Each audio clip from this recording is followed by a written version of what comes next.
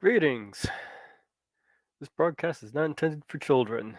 There may be a strong language and adult themes. And it seems I'm going solo today. So, how's everybody in the chat here?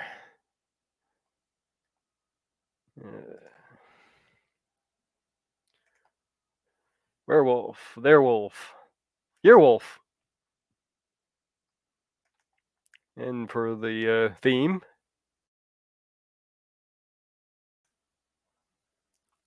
put a little werewolf background in.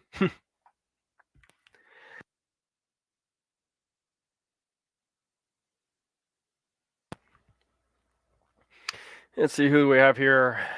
Stephanie, who are waiting to maybe come in and join me. Mark Caesar, Commander 401. You can come in too if you like. Greg Hartwick. All right. So today we have National Wolf Week, Wolf Awareness Week. And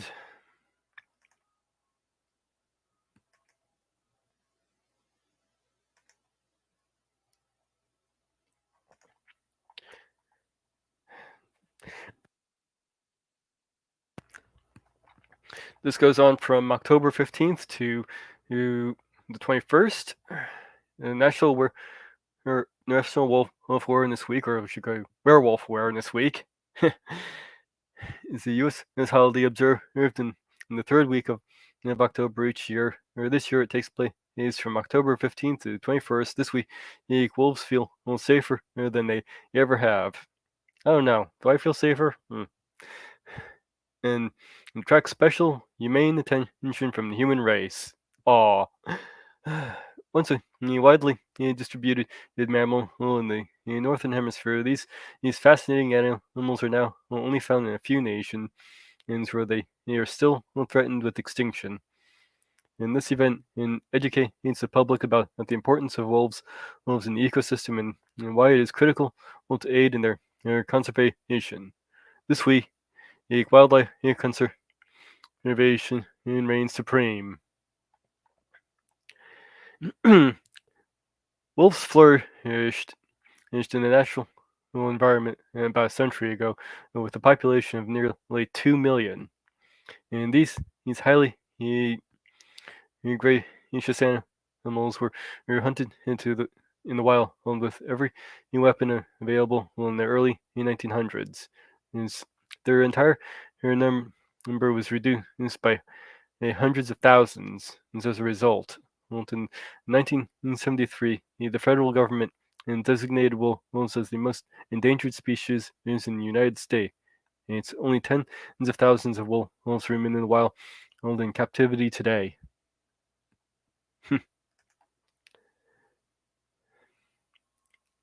Oh, and we have the actual person who should be hosting this in the chat. Hello, Purple. You just wanted me to come on so I could do a better job than you, didn't you?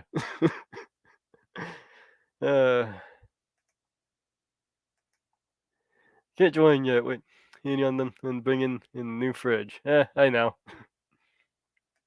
Oh, we got Nerdy Rodent in here.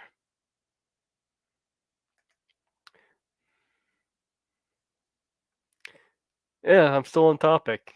And again, I'm the only one here, so like I get to be on topic if I want.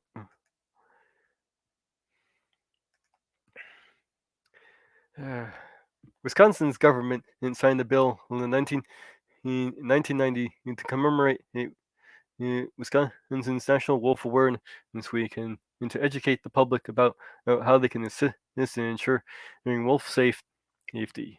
Defenders of Wildlife, a well-known wildlife conservation organization, established every third week of October as National Wolf Awareness Week in 1996. And so they campaign for wolf protection, and particularly among country ranchers defending work to bring ranchers and wolves closer together, devising ways for them to coexist. Is there alternative ways for them to pay for their losses when wolves destroyed cattle? Well, their efforts have resulted in the sustained survival of wolves over time. Federal laws enacted by past administrations also assisted in discouraging people from poaching wolves.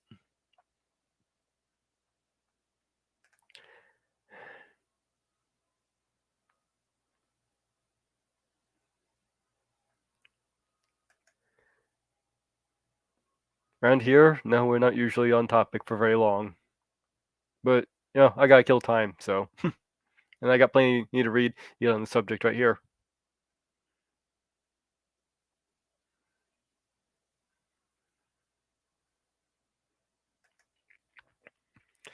Got the refrigerated people coming in to you take care of that. All right.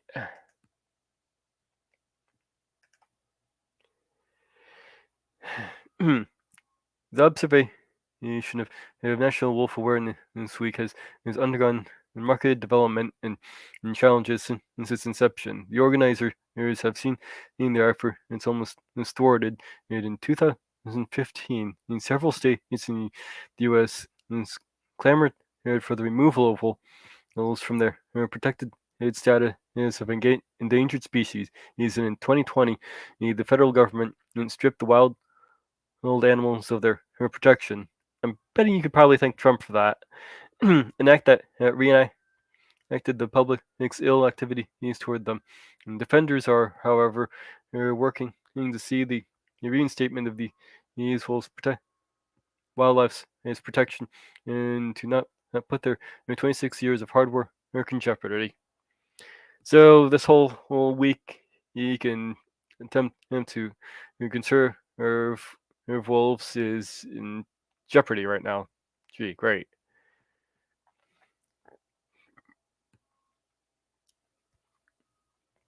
This goes over the timeline, which I was just basically reading a little history of.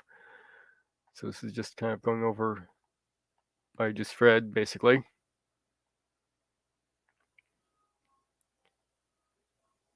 Little FAQs here.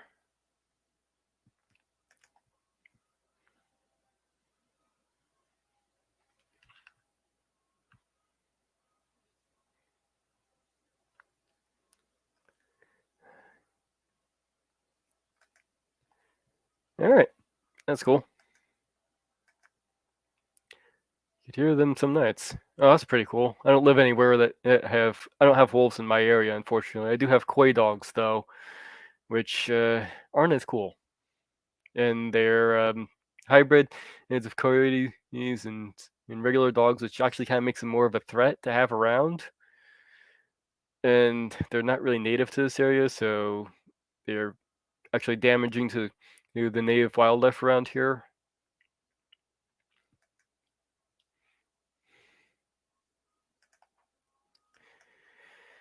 The Ethiopian wolf is the rarest of the three major wolf species, according to our FAQ here. And next one up is, why is the red wolf endangered? The three main reasons red wolves are classified as severely endangered are widespread poaching, trapping, and habitat loss. Well, it's pretty much covers the reason why all the wolves are endangered, doesn't it? Why do I feel like this FAQ is written in by the AI?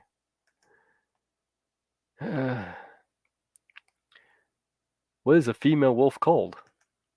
A female wolf is called a she-wolf. Now there's something you know. Do I have anything else in here? Interesting facts about gray wolves that you need to know. Okay, we need to know this stuff. So I'll just jump back to the chat real quick.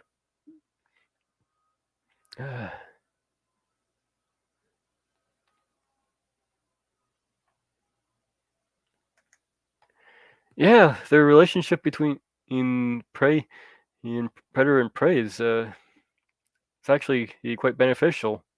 People don't really realize that, or at least those who have realized it realized it too late.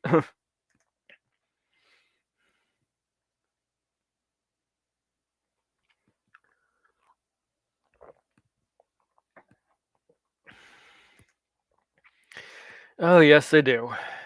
I remember hearing a story around here of a farmer who went out there with their gun and just shot dozens of, of coyotes around here,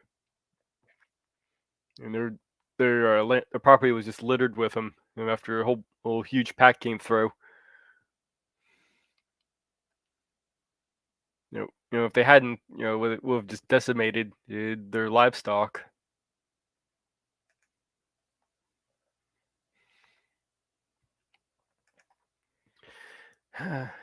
One, a litter. A female wolf gives birth to around 4 to 6 pups per litter. Uh, they are born deaf and blind, so they can't hear anything, they can't see anything when they're first born. Young wolves are born deaf and with bright, beautiful blue and blind eyes.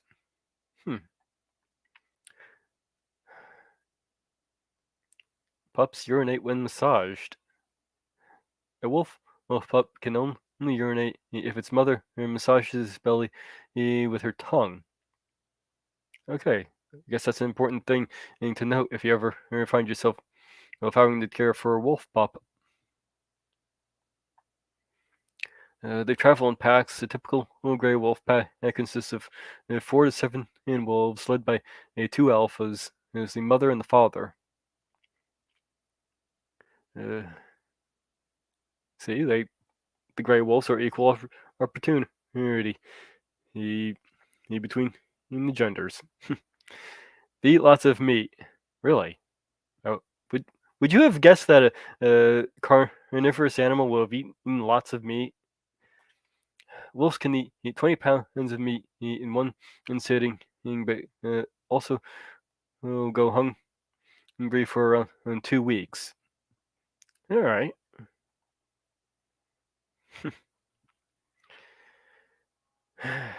Why National Wolf Week is important.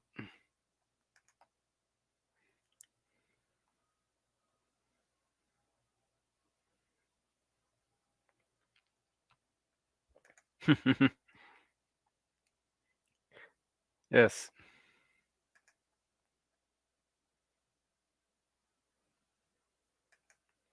But how else will you get them to urinate?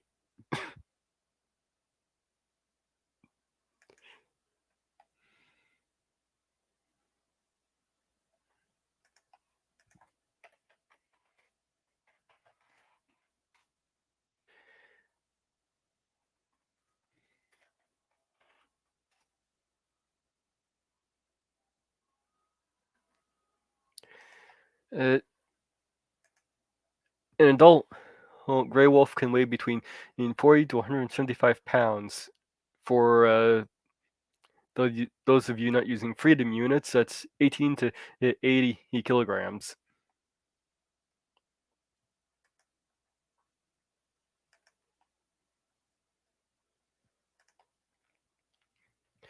Why what National Wolf Week is important? Wolves are fascinating animals. I can definitely agree with that. It's part of the reason why I took it as part of my namesake. Their cooperation and communication patterns and distinct traits make them intriguing to learn about. This day helps us learn more about these amazing creatures. It helps once they're in endangerment.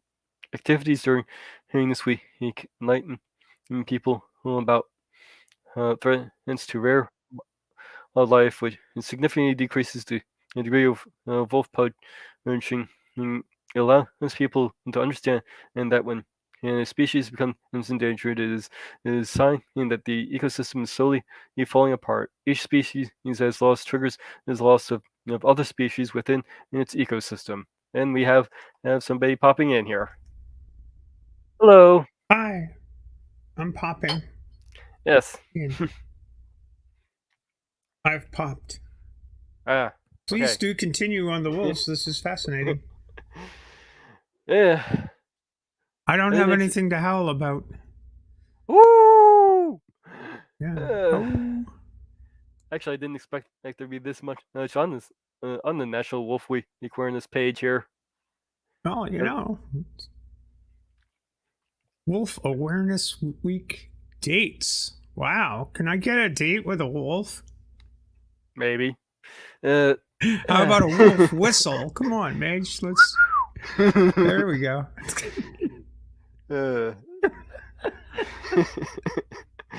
Preserves our natural fauna. Smack! I smack you. I smack you from afar.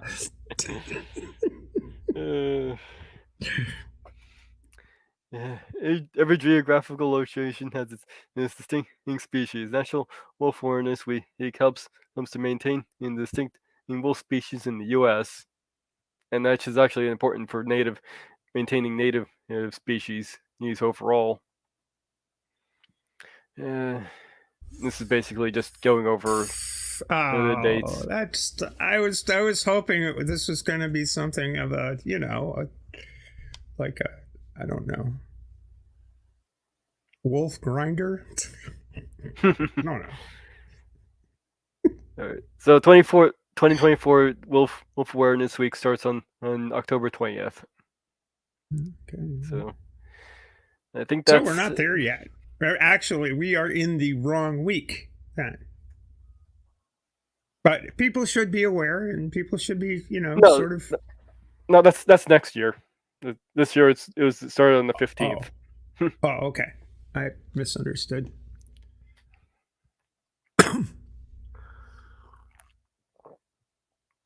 So how have you been? I've been okay, more or less. I guess it's October. It's October. Sailing season is over in Maine. I'm experiencing a bad case of withdrawal. Well, October is always a good month for me, especially since I got my birthday in that month. So. Oh well, I've got mine next month. And when my grandfather was around, and his birthday was on Halloween, so that was always fun.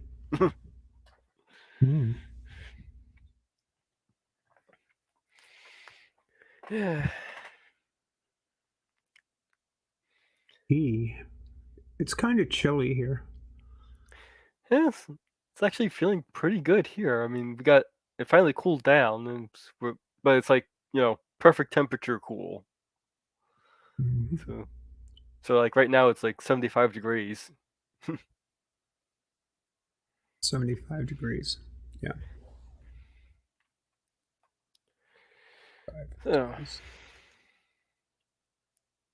I don't know. Yeah, what is the short? Same ending. I'm guessing the reason why Elon Musk is a miserable pun. It's just because he's a closeted furry and he needs to come out. Oh come on, no need to insult furries. Yeah. Yeah. Well, actually, given it is October and there are werewolves about to prowl about, we could discuss the great controversy of what does one call a female werewolf. A she-werewolf? She-wolf? Well, we already established she-wolf is a female wolf. There's actually a Reddit on this that somebody was starting a campaign to refer to female werewolves as wolves, because WER is the Old English for man, and whiff is the Old English for woman. Interesting idea. So you've got your werewolves and your wolves and your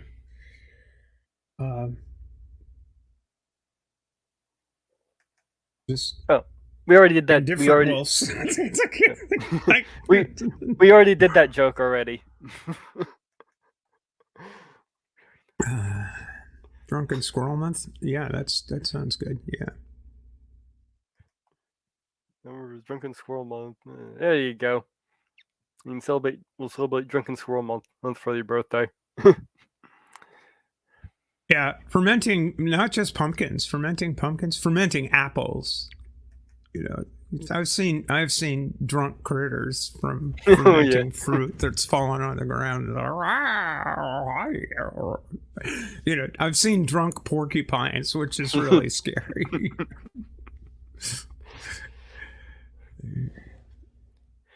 Yeah.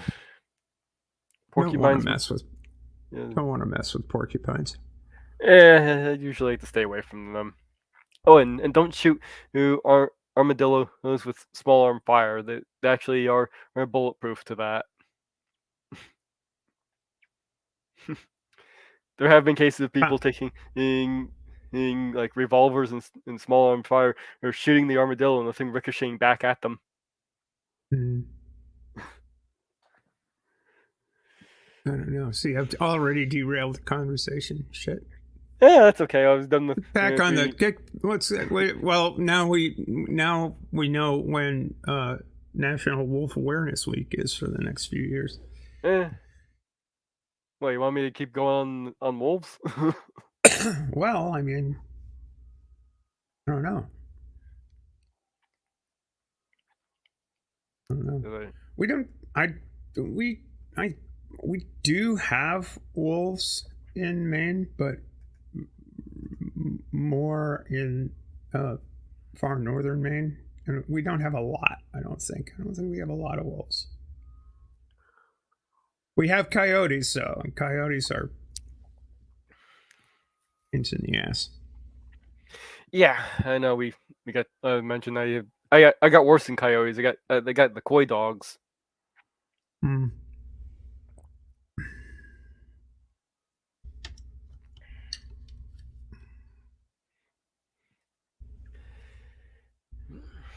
I'm not entirely certain, but I think one of my cats got ate by a koi dog at one point a few years back.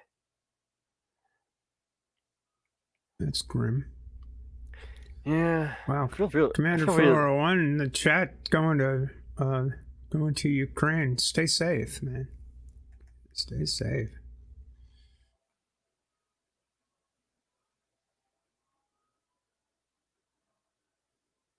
Mm. I'm content to let the war zones come to me. Yeah. Although they seem to be creeping closer every day. Yeah. And let's see here. We have the Ukraine and Russia thing, which could spark a World War III. We have this Israel Palestine thing, which could spark a World War III. I mean, this is looking so wonderful, isn't it? I don't really.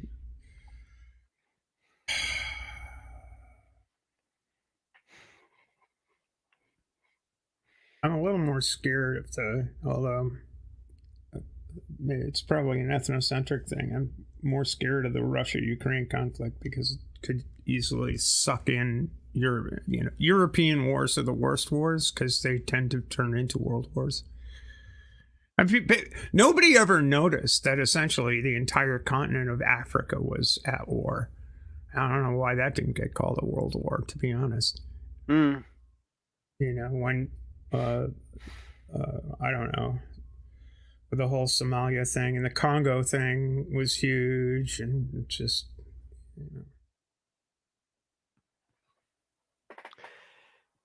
I can't really see the European powers getting involved in or European or aside from the United States, colonial powers getting involved in the Israel-Palestine conflict. I mean, like the Egyptians don't wanna, the Jordanians don't wanna. Apparently, the Lebanese are, some faction in Lebanon went after the U.S. embassy.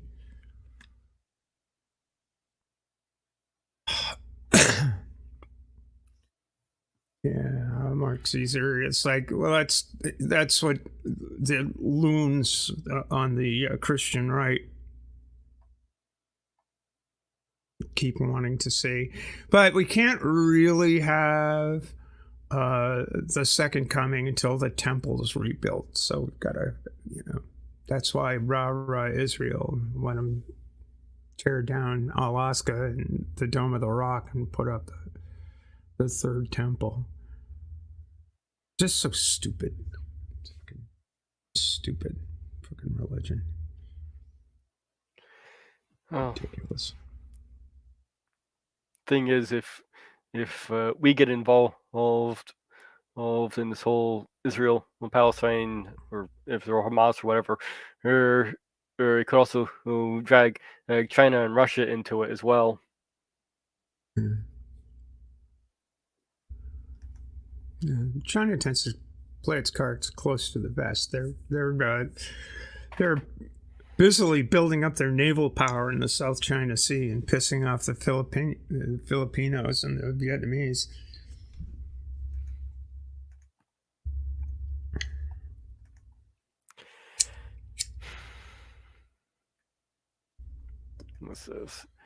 Have you seen many posts predicting Judgment Day with this Israel war?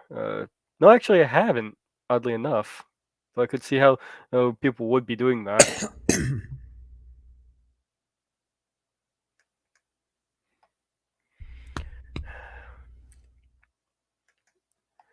Watching animals drunk on the rotten fruit on the ground and it's funny as long as it's not an animal large enough to destroy your car.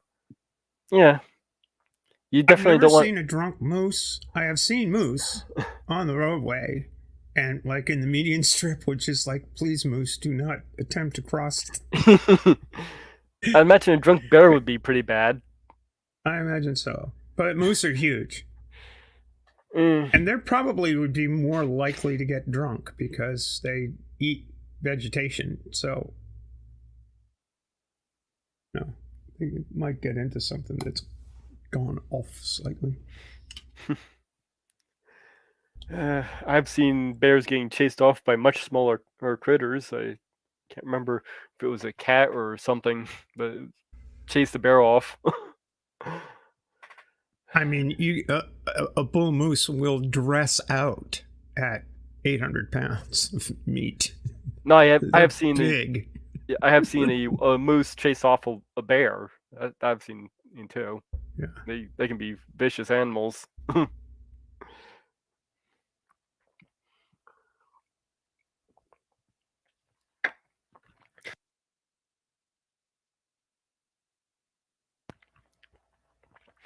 Now, where are we at here? War in Russia. Russia and Iran are starting the Israel-Palestine thing up and supporting Hamas to try to broaden in the war and to frighten everyone into giving them Ukraine. I don't know. Oh. Well, anything's a distraction. Anything to distract. Yeah. I think Iran. I'm not sure Iran really gives a fuck about it. Iran enjoys some support. I mean, it's nice to have at least some nation state being. I'm sure Russia would. I'm sure Russia would want to try and capitalize on everybody's eyes coming off of Ukraine for a while and onto this whole Israel-Pakistan thing. I mean, I wouldn't be surprised if they try and I wouldn't be surprised if they did try to do something while that's going on. I mean, Iran's national prestige hangs on its militancy against the Israelis, I think. Whatever that is, Karen is literally a sign of the apocalypse. Very good. Is that a shin? I don't know. It's not an aleph.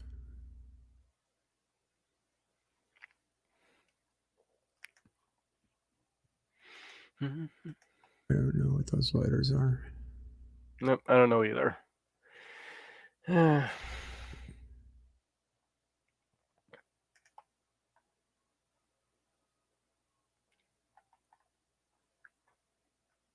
Oh, Karen is a word Daniel used to describe the villain.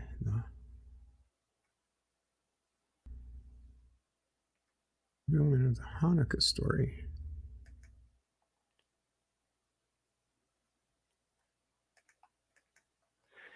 Hmm.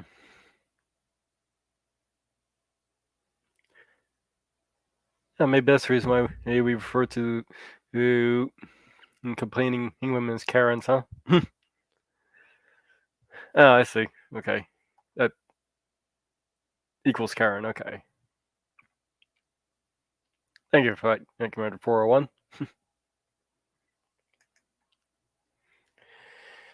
Yeah. So that's a cough.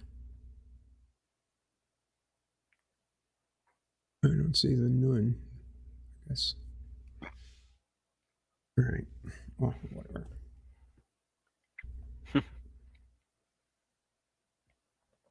Daniel 7, 8, and 8, 9.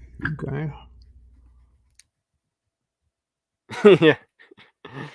You gotta feel bad for people who actually are named Karen now.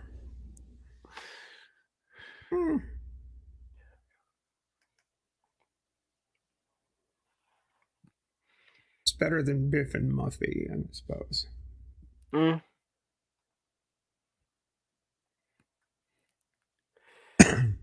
Yeah. Let's see here.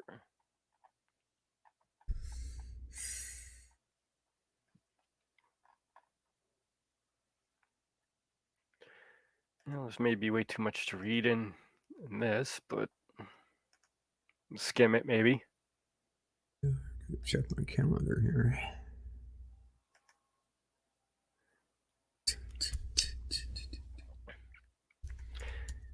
Grey wolf genomic history reveal was a dual ancestry of dogs. Got the grey wolf, Canis lupus, was the first species to give rise to a domestic population, and they remained widespread throughout the last ice age when many other large mammal species went extinct. Little is known, however, about the history and possible extinction of past wolf populations, or when and where the wolf progenitor is of the present dog dog lineage Canis familiaris lived. Here we analyze a 72 ancient wolf genome spanning the last 100,000 years from Europe, Siberia, and North America. We found that wolf populations were highly connected throughout the last Paleocene. Excuse me.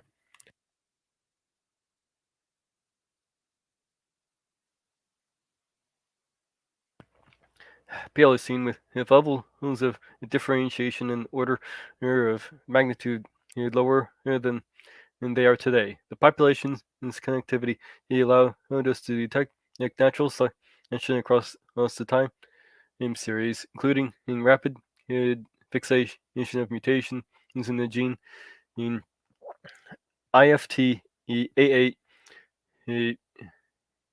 40 or 40 to 30,000 years ago. We you show that dogs are overall more closely related to ancient wolves from Eastern Eurasia than to those from Western Eurasia, suggesting a domestication process that's in the East. However, we also found that dogs in the Near East, in Africa, derive up to half of their ancestry from a distinct population related to modern and Southwest Eurasian wolves, reflecting either an independent domestication process or a mixture from local wolves. None of the analysis ancient wolf genomes is a direct match for either of these dog ancestries, meaning that the exact progenitor population remains to be located. Well, that's pretty fascinating. Yeah, Enter, I saw that. You tweeted that. You DM'd me about that. That's pretty weird. Everybody's a dreamer. Everybody's a star. Everybody's in showbiz. You have your own IMDb page, huh? Apparently, for 3. Although apparently they're missing a few appearances on Takis. Transgalactic. Okay, well, Atlantic whatever. Call-In show. 1 entry, 3 episodes. All right. Let's see. I Well, was on first with Katie, then with Arden, then with Ben, then with Arden. Oh, congratulations! You Twice. made it into whatever. a Hey, IMDb. I'm in showbiz. Yay. Where's my star on the Hollywood Walk of Fame? I'll take Trump's spot. No, I won't. I'm not going to do that. You want Trump's spot, really? No, I don't want that. Yeah, we got the figure showing the geographic distribution, it looks like. 72 ancient wolf genomes. Yeah. Sampling locations of ancient wolves and the whole now analyzed is here on a base map from natural Earth. Ages is in sequencing coverage of ancient wolves. PC1 and from a PCA in outgroup statistics is plotted against some ample age. PCs were calculated from ancient wolves only, with present day wolves and dogs projected onto the plot. Hetero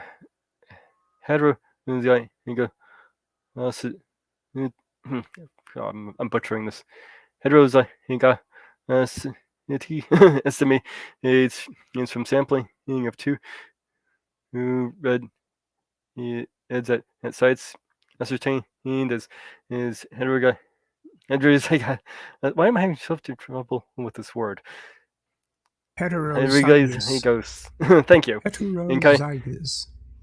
In Ikaya, he bars denote 95% CIS from block jackknifing. All right. I usually skip over. Usually, if I'm skimming, I usually kind of skip over most of the stuff and go to the conclusions. Let's see here. Why did that take me to? There we are. We show that wolf populations were genetically connected throughout the late Pliocene, probably because of the high mobility of wolves in an open landscape. The L genome did not necessarily correspond to an unprecedented time of change for the interconnected populations of wolves, which might provide a clue into the perseverance when other northern Eurasian carnivores became extinct. Furthermore, the reason Pliocene wolves appear basal to present day diversity is not that they went extinct, but they continued gene flow homogenized. Why am I having trouble with these words? Homogenized later ancestry. They are finding things that several selected alleles quickly reached fixation and showed the adaptation and spread into the whole population. The Pliocene wolves was a process that might have contributed to the survival of the species. And at the same time, our results showed that such rapid species-wide and selective sweep occurred only a few times over the last 100,000 years. This is quite a long.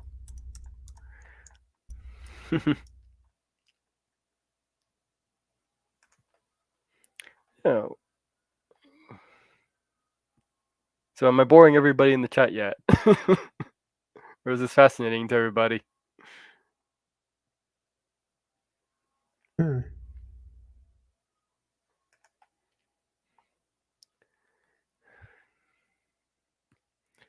Our let's also provide insight into long-standing questions on the origin of dogs. First, this dog in present-day Eurasian wolves have been thought not to be typically monophyletic lineages.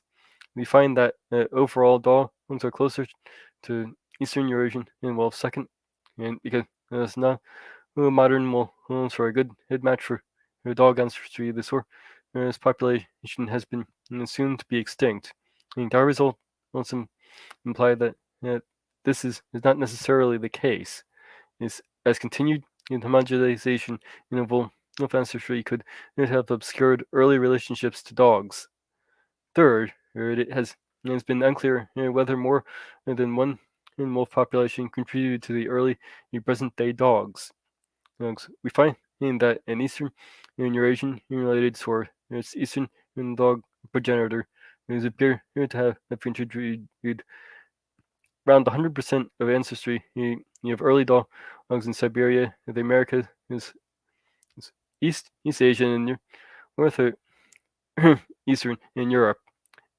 On top of this, a Western Asian related source, Western dog progenitors has contributed 20 to 60% of the ancestry of early Near Eastern and African dogs, about 5 to 25% of ancestry of Neolithic and later European dogs.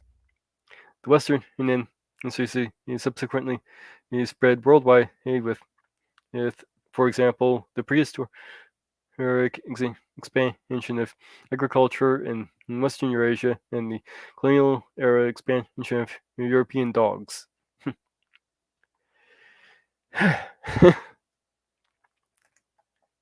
All right, so I did the Dr. Google thing looking for Karen. And person here says it's actually a cough.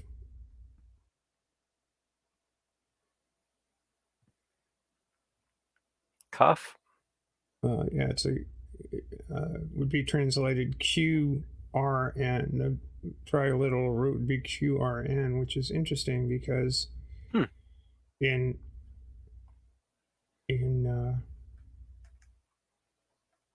Hebrew, hello? The meaning of that triliteral root is horn, antler, corner, fund, foundation, ray, or beam of light. Which is interesting because if it is a cough, then it would be the same triliteral root as QRN in Arabic, which is speech or recitation, as in the Quran, which is the recitation. So if your Arabic teacher tells you to recite something, he'll go Iqra.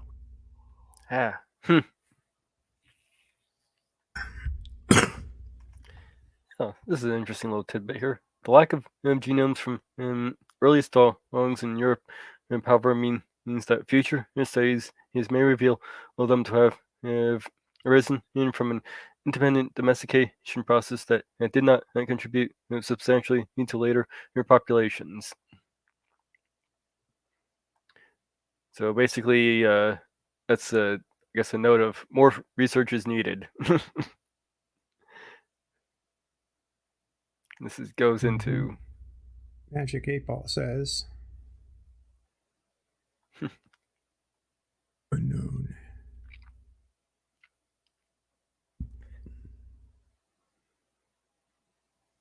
Yeah, that doesn't really give us much more. It just kind of goes into the more results there. All right, that's that. Snoopy is a beagle is a wolf, so that that's.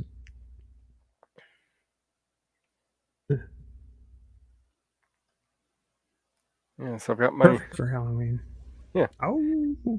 Well, I got my mutt in the living room, probably sleeping on the couch. Mm-hmm.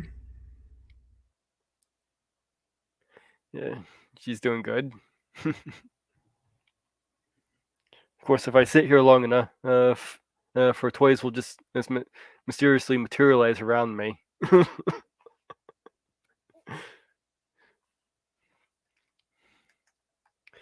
Yeah, fun thing. You right when they teach you Hebrew in Hebrew in school.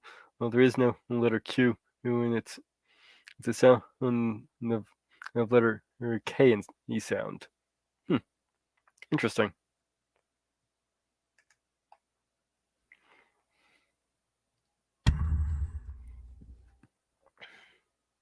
It's Arabic has a K, a KH, a Q. So you've got the Q has more of a back of the throat feel to it. Oh, so you need to hack As up a opposed hairball. to K. Yeah. The Q is a K, and the K is a K, and the KH is a K. Well, given the phlegm in my throat, I'm sure I could probably get that pretty good right now. uh, Mm.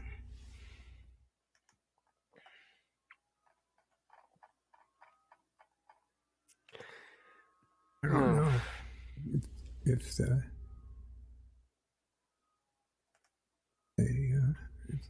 Arabic dogs aspirate the same as kaf and kha.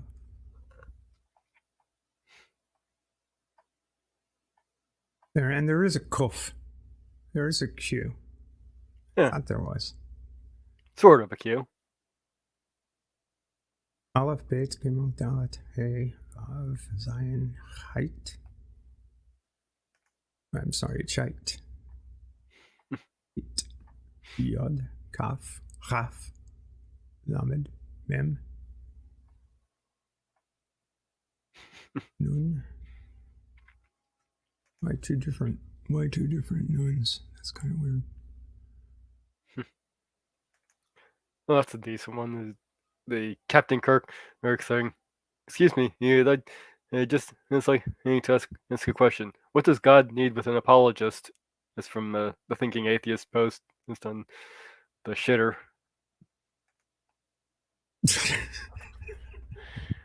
Apologies for farting.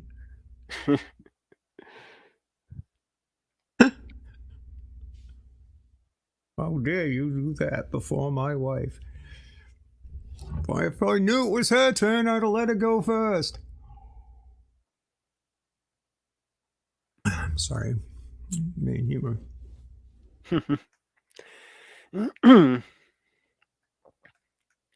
Yeah. Last night I was watching Dead Alive, or also known as Brain Dead. That was definitely a movie that was not trying to be good.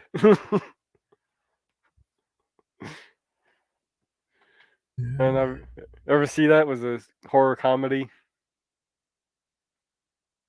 You heard of it? No.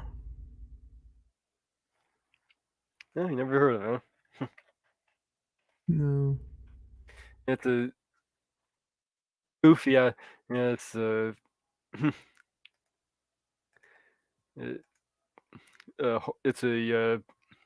movie directed by Peter Jackson. It's about a zombie thing with the Sumerian rat monkey. If you get bitten by it, it it will turn into a zombie. And this guy's mother gets bitten, and of course she turns into a zombie and starts spreading the whole zombie plague all over the place. He's and he's have this romance thing going on with this girl. Oh, while this whole thing's going down, and it just spirals out of control. There's a scene where two of the zombies end up having sex and having a little baby zombie creature. It just gets so ridiculous and over the top.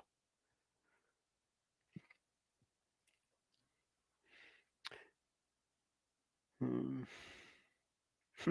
I think it's There's some British humor in there. Here too.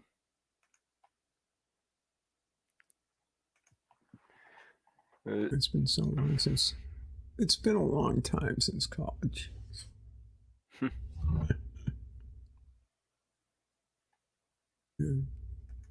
Revisiting the Hebrew alphabet, revisiting the Arabic alphabet. Oh yeah. Yeah. Still got my Arabic copy of the Quran though. Very nice. Every once in a while I try to read it just to stay a little sharp.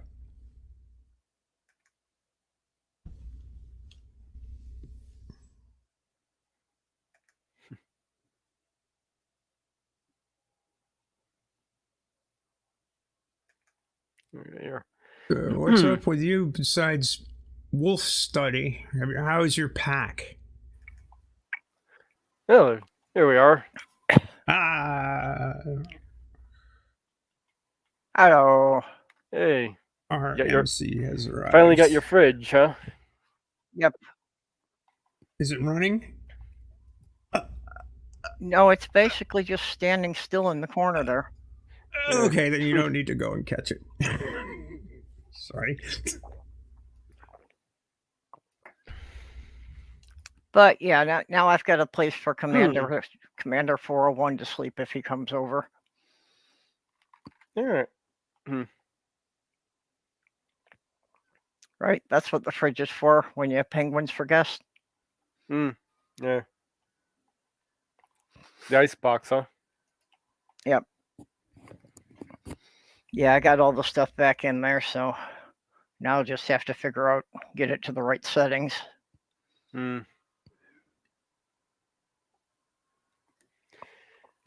but the main thing is these are supposed to be more energy efficient. Yeah. So hopefully that means my electric bill will go down. Yeah. Ordinarily it would, but they'll probably hike the rates on you. They've been doing that here quite a lot. Well, I've done that here too. Yeah, I've got the FPL here is price gouging in the Central Florida right now. Guess what? Central Maine Power is the large provider, or at least the largest distribution company. Like CMP is the distribution company. Most of the generating capacity in the great state of Maine is actually generated by Florida Power and Light, and those fuckers have jacked up the prices substantially. Yeah, that's who's generating things around here. That's what I've got. My electric bill has basically doubled since I moved in here 3 years ago, even though when I compare it, the same month previous years, I'm actually using fewer kilowatts. So. Yeah, people are seeing the price hike around here of almost 200%. Oh, it's definitely been all of that here. All of that. Ridiculous. Well, one of the things, Excel is the energy company here. And the arena that the pro hockey team plays at is the Excel Energy Center. So I seriously question, why the fuck does the public utility have to have spent the money on the naming rights? Because they paid like $50,000 for the rights to put their name on that building. Well, it's hockey, eh? Yeah, but I just don't see why the public utility had to spend money on that. Because it's hockey, eh? Sorry, I'm being an asshole. Well, around I don't know. Here, though, it doesn't make any sense to me. I just don't know. It doesn't make much sense. I mean, yeah, around here, the pro hockey is pretty popular. But what really gets the crowds there is the high school hockey tournament every year.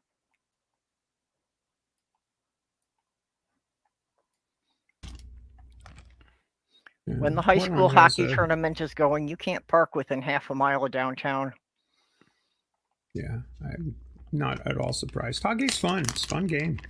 Fun game to play. Yeah, fun I game just to find it watch. interesting that the high school games seem to get more of a crowd than the pro games.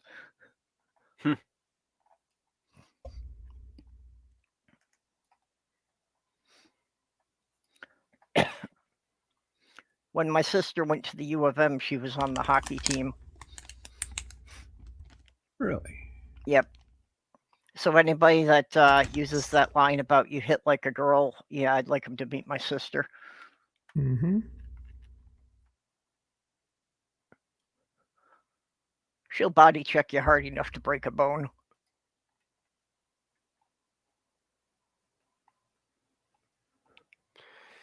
Alright, this might have something to do. In the run-up to the 2018 election, Broken Promise is a mysterious non-profit group registered to a UPS box in the nation's capital, gave 25,000 into a political committee called Consumers for Energy Fairness. It was the first donation into the committee he received that year. The next day, the Consumers for Energy Fairness passed 25,000 to Ron DeSantis' political committee, according to state campaign finance recorders. The donation raised no eyebrow. The sum was a fraction of the nearly 59 million DeSantis collected in the successful bid for governor. And there is no ban on DeSantis. Is there any other candidate receiving money funneled from a nonprofit? It's like Broken Promises, which don't have a disclosed their donors. But the Trove document leak to the Miami Herald, Tampa Bay Times reveal that hidden financial backer behind Broken Promises was Florida Power and Light. The powerful electric utility now at the central string political scandal. The scandals involved attempts by the FPL political consultants to secretly manipulate Florida elections. So basically, paying our electric bill means donating to DeSantis. Isn't that fun? Well, I did see Yeah. a news item saying that DeSantis' campaign is broke because he's gotten so unhinged that he can't attract the big money donors. Well, that was for his bid for government. But still, no, that's his current campaign. Pence's campaign is broke too. It's great. Yeah. No, but what I was reading was about his governor campaign, not this. Yeah, I do think that's a big thing that they need to do for the elections is transparency. People should be able to look up where all the donations came from. I think they should do away with donations and have it all paid for by taxes. Each candidate gets a set amount to campaign on, and then whatever doesn't get spent and gets sent back to the taxpayers as a refund. Yeah. Yeah, no, I think Australia has a system like that.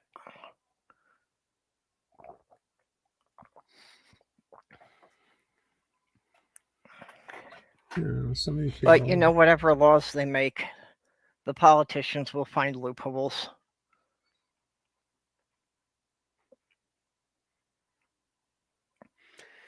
Let me see me. Okay.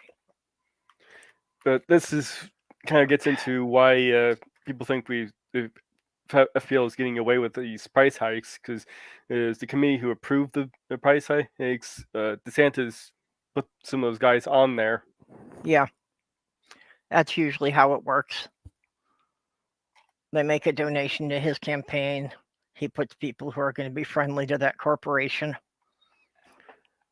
Yeah, and apparently the corporation is making about, what was it? 5 million? Yeah. Yeah, what happened to the idea that, utilities were supposed to be run for the good of the public and not for making profit? Yeah. Well, that was actually one of the problems with the whole lawsuit that they have on this. There's actually 4 advocacy groups that put up a lawsuit, and the Florida Supreme Court couldn't identify what was the public good of this price hike. Mm-hmm. But so they didn't rule on that yet, at least. But what they did rule on was that the committee who rubber stamped it can't rubber stamp anything else without giving good reason for doing so. So that's a good thing. So they won't be able to pull this kind of crap again, basically. Yep.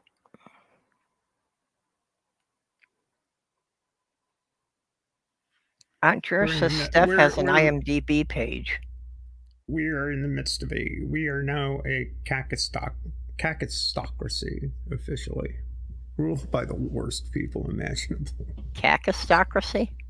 Yeah. I have not heard that term before. What exactly does that mean? It is, in fact, a term. It's spelled Kakistocracy, and it's pronounced cacistocracy, and it means, literally, government by the least suitable or competent citizens of a state. Yeah. Yeah, that fits. Derived from two Greek words, kakistos, which means worst, and kratos, which means rule, which is the literal meaning of government by the worst people. They are the worst people. They really are. Yeah, they're all self-serving. Very few of them have any interest in doing anything for the general public. At least we've elected enough of the worst to make the better of them. Marginalizing the best and elevating the worst. It's kind of the Peter principle. Yeah. And the whole system's designed to do that continuously, too. Yep. Hey, Demon. I have to reassure Sammy now because there was a stranger in the apartment. Yeah.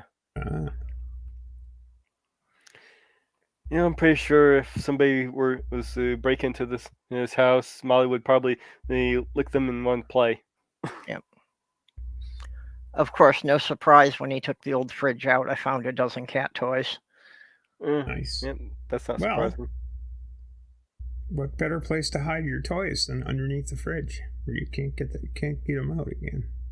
Yeah, that's the problem. Maybe they're just gifts for the mice, so the mice can play with the cat toys. Maybe the roaches. Fortunately, I have not seen a mouse or a roach in this building. Yeah, that's nice. The worst I've run into is occasionally I found a silverfish in the shower. Yeah, those can come up. They're pretty benign. They're not interested in eating anything I would eat. Yeah, they tend to come up through the drain from time to time. Yep. Mostly they're decomposers.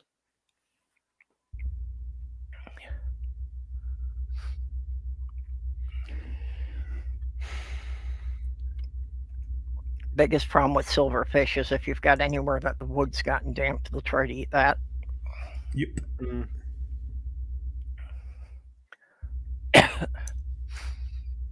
But Sammy gets excited when he finds one in there. Well, the silverfish are welcome to be in my compost. Yep. Yeah, when I lived in St. Paul, I had a worm bin in the basement. We're mostly running it as a science project for the girls. I need to set up a worm bin at some point. Yeah, but in this climate, we had to do it in the basement because you do it outside and it freezes solid in the winter, so nothing happens half the year. Yeah. The autistic page. Hello. And Sinister Porpoise came in. Demon Orb is here with us. Yep. Oh. So Demon Orb earlier. Something happened and my chat scroll had frozen. It wasn't showing me all the way to the bottom. Hey Dave, why don't you hop in here? Yeah. We're past the main topic, so Anybody been following the upheaval in the Mormon Church of late? The Tim Ballard stuff and no, not really. Guy Sound of Freedom guy, Operation Underground Railroad. I'm stopping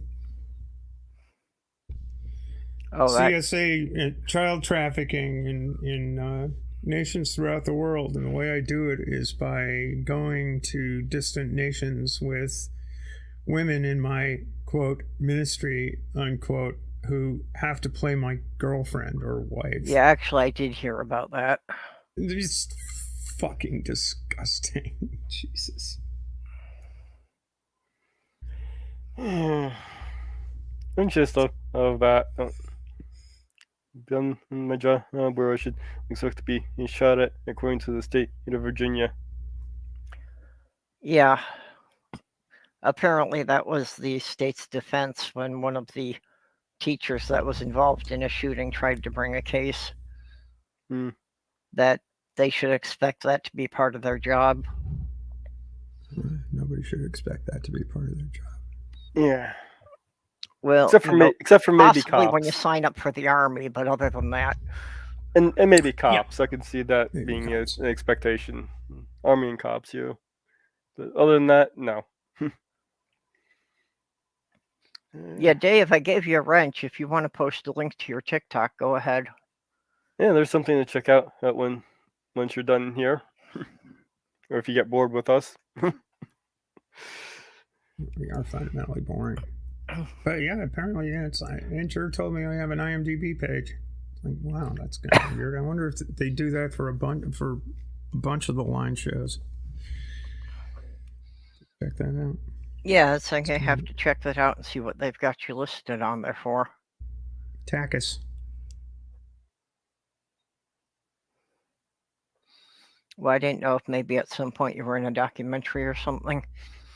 No, just a shithead on YouTube.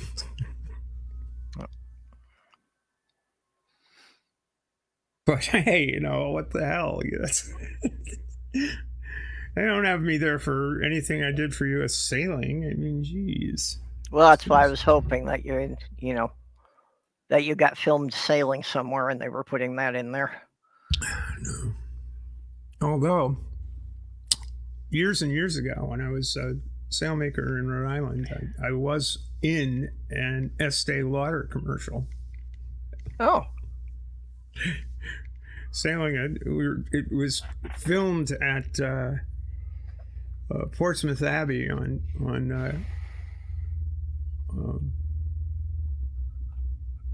Aquidneck Island,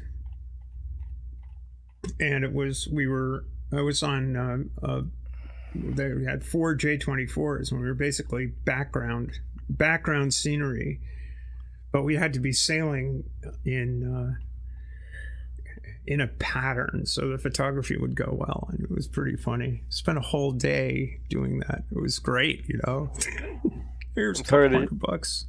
I'm sorry to hear that. Yeah, Dave, that's... Oh, man. Oh, dude. Oh, fuck. I'm so sorry. Yeah, well, how are you and your wife holding up on that?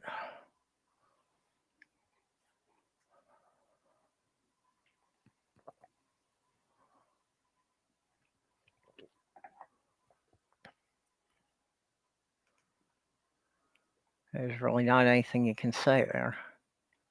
Yeah.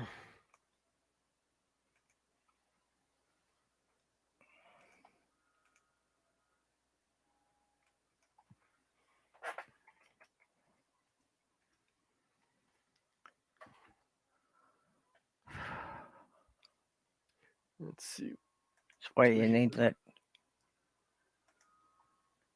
What is that new suicide awareness number? I think is 988.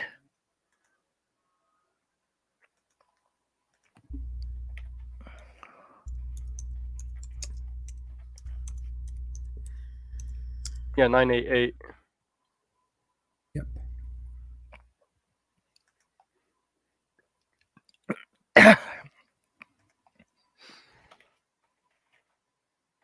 Yeah, I just had that.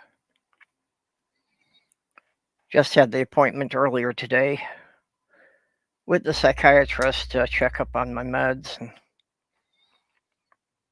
there's always that questionnaire that you have to go through every time about whether or not you're feeling depressed or suicidal.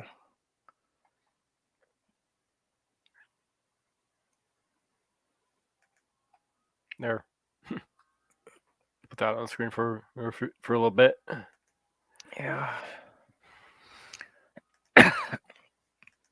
Okay, I got your link for your TikTok. Okay, yeah, I'll have to get that and add it to his link in the descriptions. There you go. So you guys can check that out.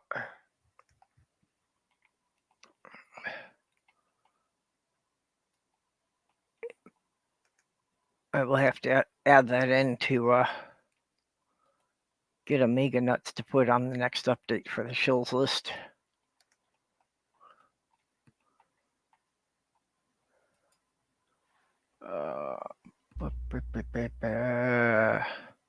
I gotta find the file. I didn't have that open this time.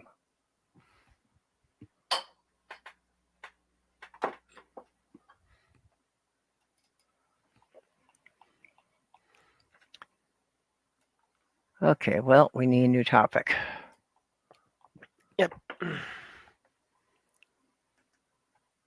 Yeah, let's go over something a little bit lighter, like dismembered kids. Let's don't. That's been my go-to. But when I go for something dark to something more light. Darn. Well, one of the things I've got to start thinking about is recruiting people for the Christmas Day Marathon. We'll have to start putting the schedule together for that. Yeah, I could probably do something for that.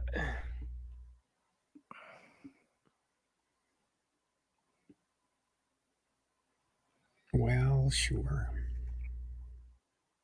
Let's see what's the days here. Yeah, I'm not sure what day of the week Christmas falls on this year. I haven't looked that far ahead. 24, Sunday, Monday, 24th, 25th. Yeah. Okay, so 25th is Monday. Okay.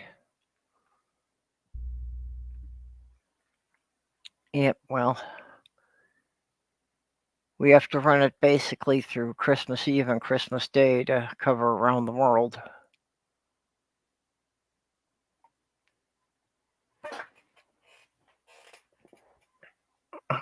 There we are. You know, falls in the day of the week that ends in day.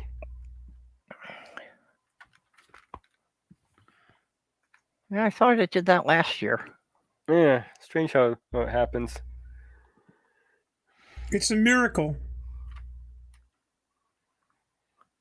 It's a Festivus miracle. Yeah, the only miracle I believe in is the mayonnaise substitute. Yeah.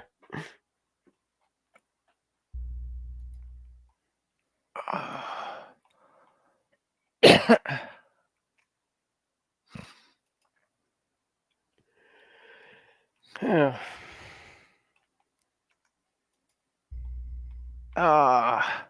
Yeah, I hope we can get a couple of Australians to help cover some of the early hours for that this year. There you go. Well, it's Christmas Day in Australia starts something like,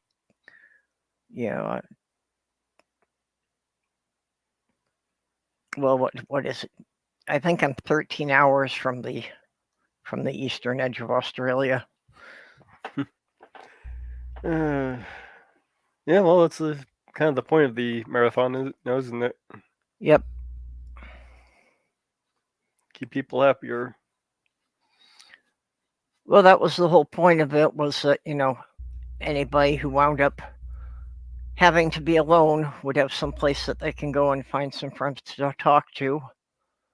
And I know for a lot of people in our community, even after dealing with their family, they kind of need to talk to somebody more accepting.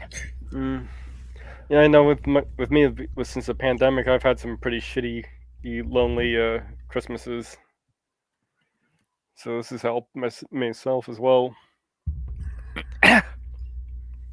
I have, after the Christmas marathons, I have actually gotten a couple of emails from people who said that they don't know how they would have made it through the holiday if they had to sit home alone with nobody to talk to.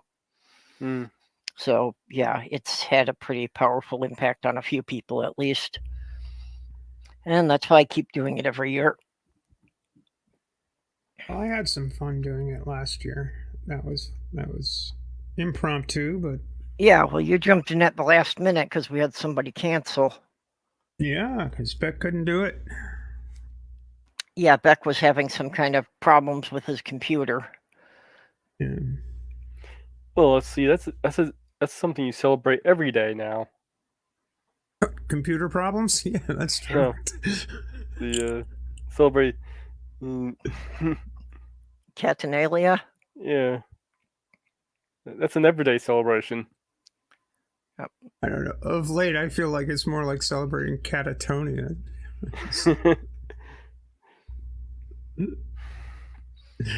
Personally, I'd like to learn the trick of hibernating. I mean, with the amount of sleep I normally get, the idea of just sleeping for a couple of weeks straight sounds really appealing. My body feels like it wants to go into hibernation when things get cooler, but that's not really actually hibernating. It's just feeling more tired for longer. Yeah. Well, and as the days get shorter, you're further south, so you get a bit more daylight each day than we do. Like people down in Texas get like an hour more daylight than I do, even though we're in the same time zone.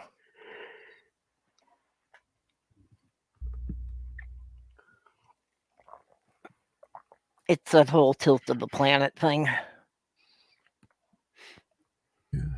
Yeah. Are we working on that? Correcting the planet's tilt so we won't have straighten out seasons? the axis of straighten out the rotational axis of the Earth.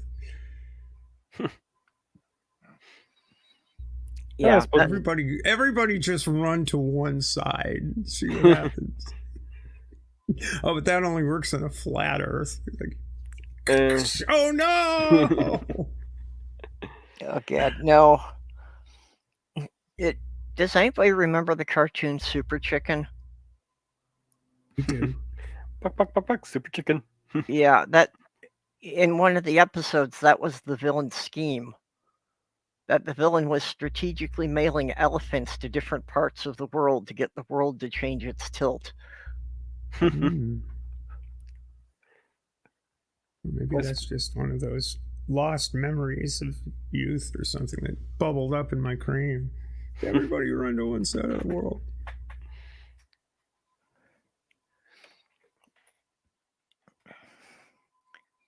Nah, we just need to get the turtle to slow down. Yeah.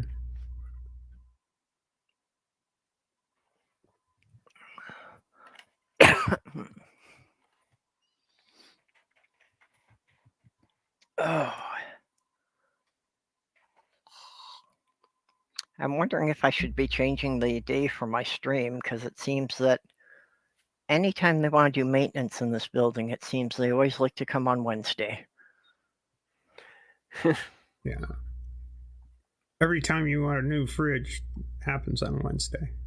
Well, not just the new fridge. It's just anytime I've had maintenance people in here or they do inspections, it seems it's always wound up being on a Wednesday, so it's always interrupted my stream. Well, there's no noise in the background, Purple. But You getting background noise from me? No. Oh. Said there's no noise in the background. So yeah, whatever they're doing quietly. Well, they're just changing out the appliances for a bunch of people, but I think they're, done in the swing of the building now.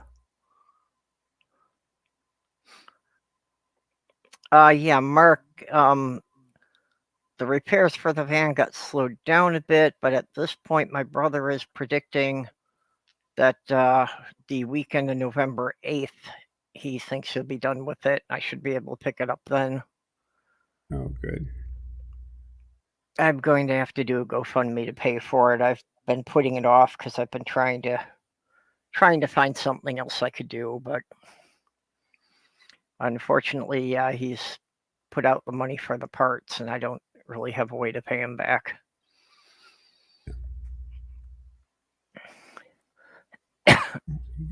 Gots to do what needs On the to be. bright side, apparently 80% of those vans were all the same color. So even the body parts match.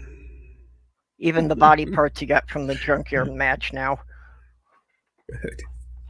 Good. Yeah, it seems that same red was the standard color that you got if you didn't special order something. That's lucky. Yeah. Any color you want as long as it's black. Yep. Remember that quote. Well, that's the corollary to the Henry Ford quote was, you can have it in either color, black or white, and only a fool would have a black boat. And that's a Nathaniel Herreshoff quote. Why is that? I don't know, but actually, there is a reason.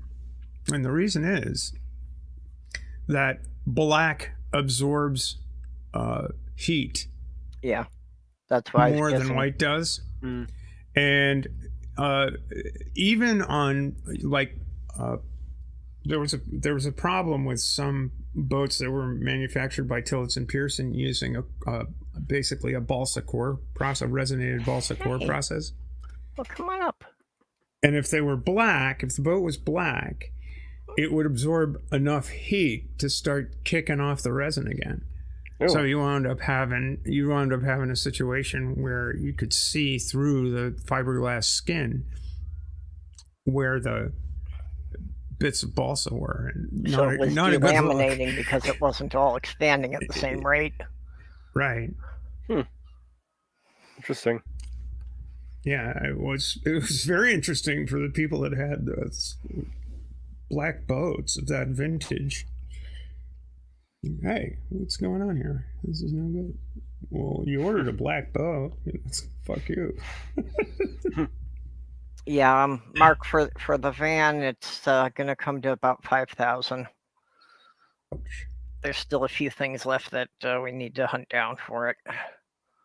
But considering we paid $12,000 for it less than a year ago, that's still was worth fixing up. Yeah.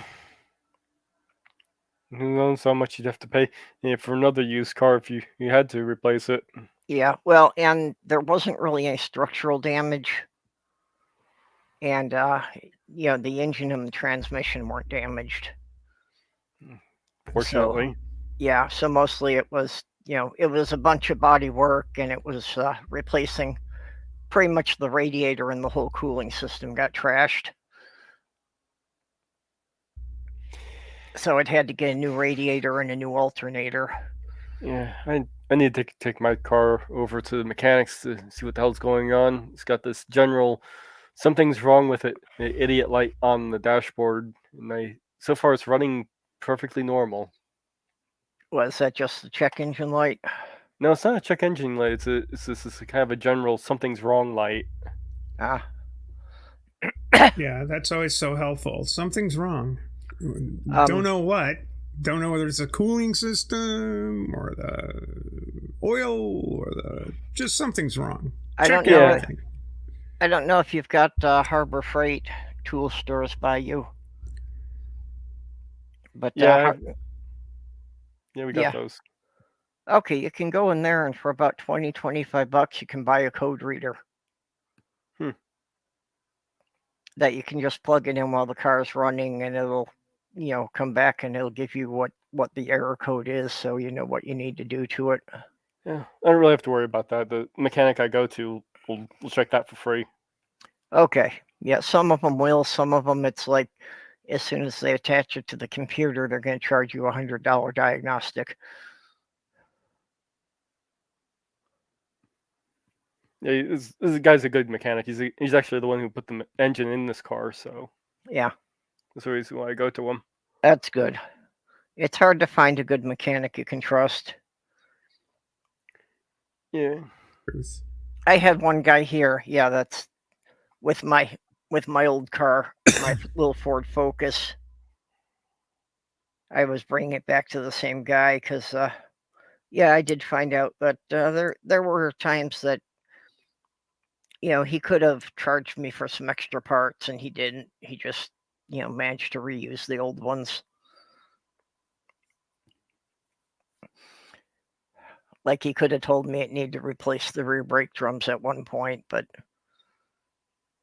you know, he just spun them on the lathe and said they'd be fine. Start Yeah, I GoFundMe. know.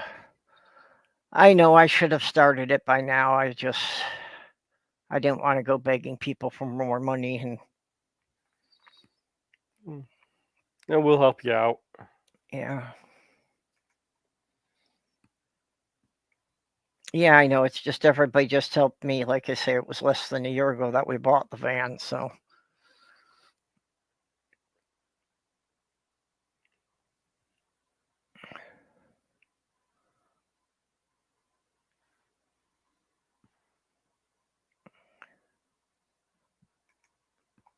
Yeah, that's what I was saying, Mark.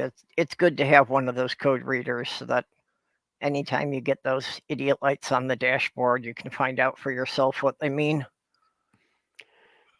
The only thing I can think of it might be is the catalytic converter on it might have malfunctioned because I haven't been hearing it clicking. That's not a big deal though. That's just an emission standard thing. Yeah. And it doesn't even apply to this state. It's an emission standard thing for California. Yeah. Well, there has been a thing of people stealing the catalytic converters off of cars. Yeah, for the titanium. It's nice.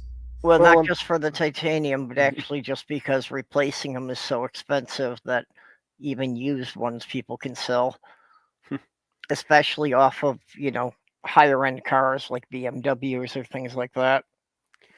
Well, considering the light came on while I was in the middle of driving, I don't think that's what the cause of it is, of somebody stealing the catalytic converter out of my car. I don't know. You've seen those mechanic creepers that they can lay on their back and they've got the wheels, so just, you know, hook up underneath there. And yeah, just sitting there while I'm driving down on that 45, 50 miles per hour. There's down there taking it out. Huh? Yeah, you come to a stoplight and they hook up on you and they're cutting it off while you're going. Anybody need a Blue Sky invite code? I seem to have 4 available now. I've got 5. Yeah, I've got 3 or 4 myself. I think everybody in our community has pretty much moved over there already. So. Yeah, now if they just get some DMs and DM groups going there. Yeah, if they could just get the private groups going, I'd have no reason to log on to Twitter anymore. Which is basically the only reason I've still got a Twitter account. Although, you know, It kind of sucks. You know, Elon Musk can go to Mars as quickly as possible. One of the things I've noticed is that now there's like, you know, there's some accounts that I can't read unless I subscribe.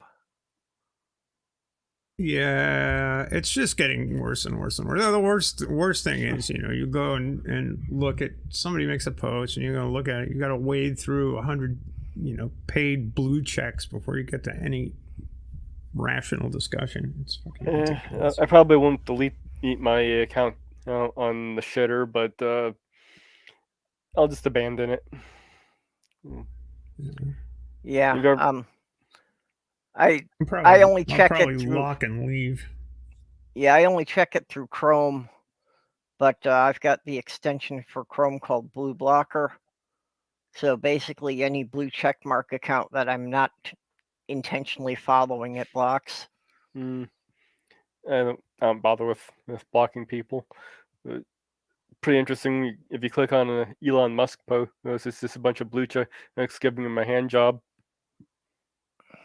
I mean, the thing that sucks is I got like 2,500 followers on Twitter. It's like, oh, all right. Yeah, I haven't even looked at the numbers. We'll probably, Blue Sky will probably get there, but it's just. Yeah. Well, I have found Blue Sky as a very active trans community there. It does. The one thing I'm not seeing a lot of on Blue Sky is it doesn't seem that a lot of the paleo people have gotten there yet. So I'm not getting my dinosaurs over there. That's a bummer. Yep. But yeah, it does seem to be a place that, queer people in general are taking refuge because, yeah, Twitter has just gotten horrible for queer people. Yeah, that's true. Okay, on.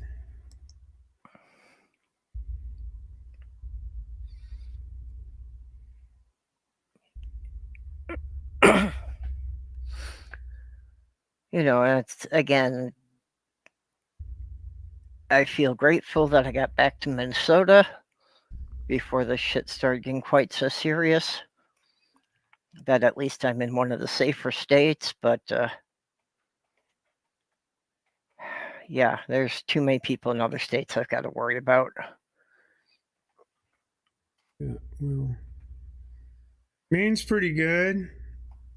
Gender identity is part of our. Yeah, well, our governor declared Minnesota a sanctuary state and said that anybody who can't get gender affirming care in their own state is welcome to come here for it. Yeah. He also said that he refuses to cooperate with any state that wants to track people coming here for abortions.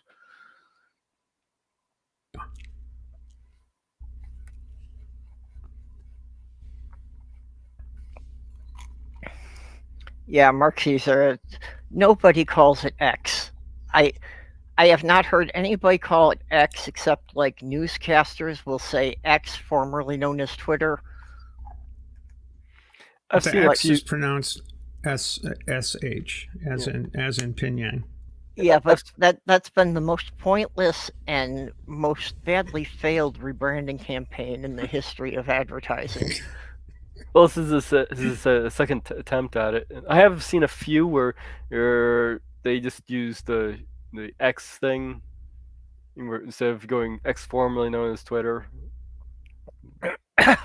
These are news outlets. Yeah.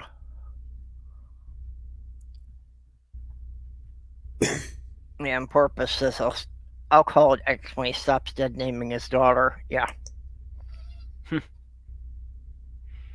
Yeah, so for now on, it's shitter, and we're doing excrements, not tweets.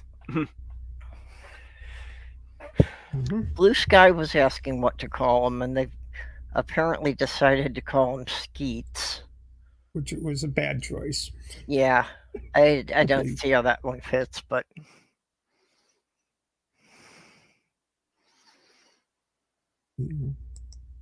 My only reference to Skeets are the clay pigeons they use for target practice.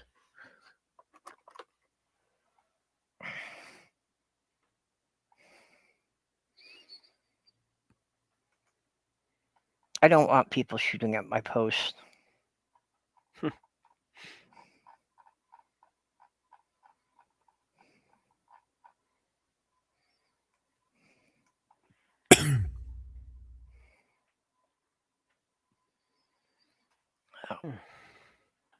Well, if you're at all familiar with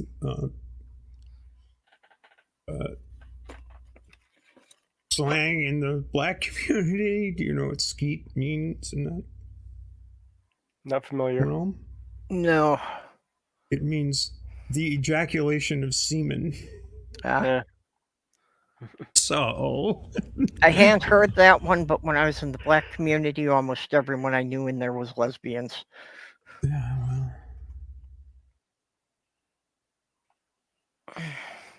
What? There we go. So it was a bad choice. You don't want to call it a skeet, but it is. We'll call it a skeet, which is fine, Yeah, it works. And then re-skeeting. Hey, listen, you can. Well, yeah, now with the reference you That's gave us, just I don't like- see how you can re-skeet, because how do you reload it? Well, you just pass it on. It's like, hey, that kind of tickled my fancy. I think I'll tickle somebody else's. It sounds perfectly good to me. Sounds like snowballing.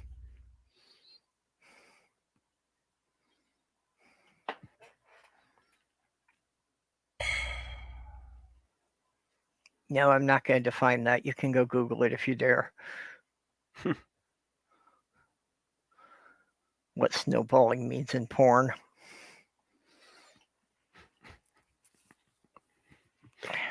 Safety search off.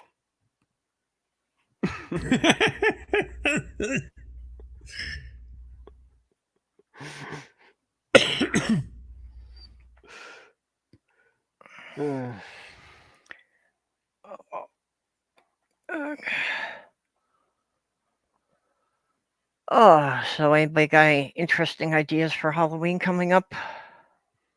Eat candy and watch horror movies. I have no interesting ideas for Halloween. Yeah. I'm not real big on horror movies, but my late fiance really loved them. I like horror movies. They're fun.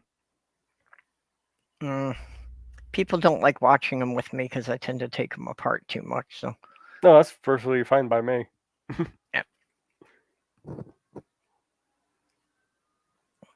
I tend to spend too much time on why the monsters seem implausible.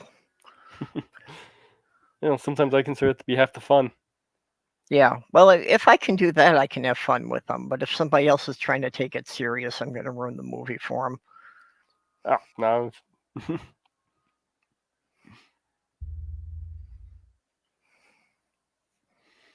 I usually get the whole Ghostbusters thing stuck in my head when I'm watching any ones with a ghost in it.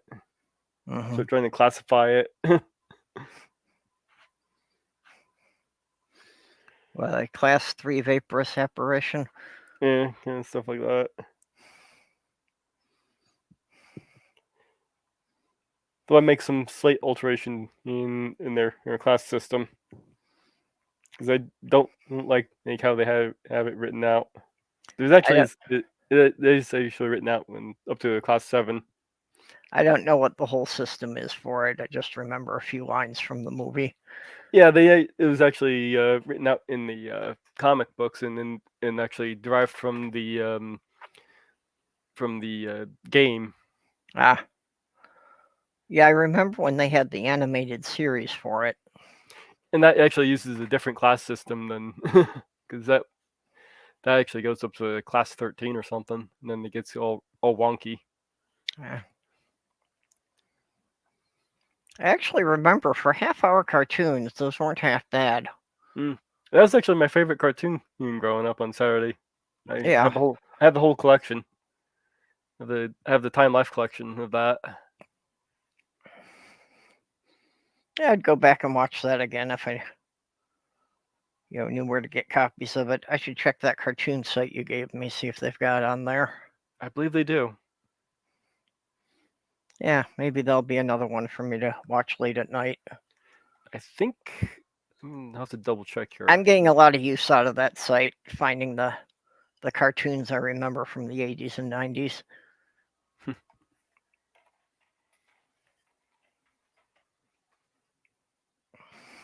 I'm actually watching that more than I'm watching any of the streaming services now.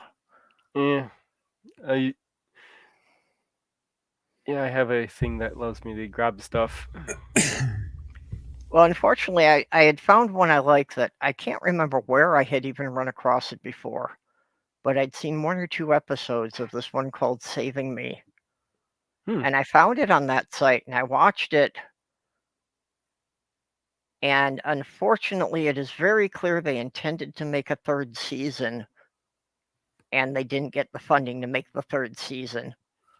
that So always sucks. it ends at the end of the second season, but right where it ends is like where obviously all of a sudden the parents need to give a lot of explanations to the kids about what's been going on. So that obviously was not an ending. That was obviously just a cliffhanger for what was supposed to come next. Yeah, I hate when a show gets canceled on a cliffhanger. But even so, it was still an interesting show. The entire premise of the show is that, if you could talk to your 11-year-old self, what would you tell him? That is an interesting premise. Yeah, because it's this guy he's a brilliant inventor, but he's just so antisocial that, like, he turns 60 and his only friend is the robot he built. Basically, no one else will talk to him. So he develops a way that he can't actually time travel, but he can project a mental image of himself back to his 11-year-old self to try and keep him from making all the mistakes he made. Yeah. And says bring back Inside Job. I don't remember Inside Job. What was that one? I think that's a more recent thing on Netflix. Yeah, I probably never saw that one. 2010. Yeah. I did see they've got a lot of the Transformers series that I haven't seen yet either, so I'll be going through some of those. No, it's different. Inside Job 2000. It must be the 2021 series. Yeah, that's 2021. Only one season, 18 episodes.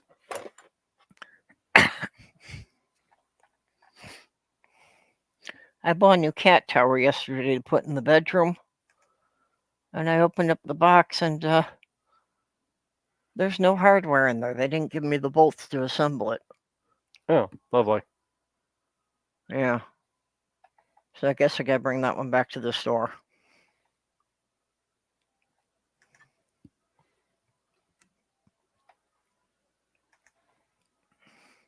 Still planning on getting another cat, so I wanted to put up a brand new one in the bedroom so that, when I bring the other cat in, there'll be something that Sammy hasn't already marked up that he can claim.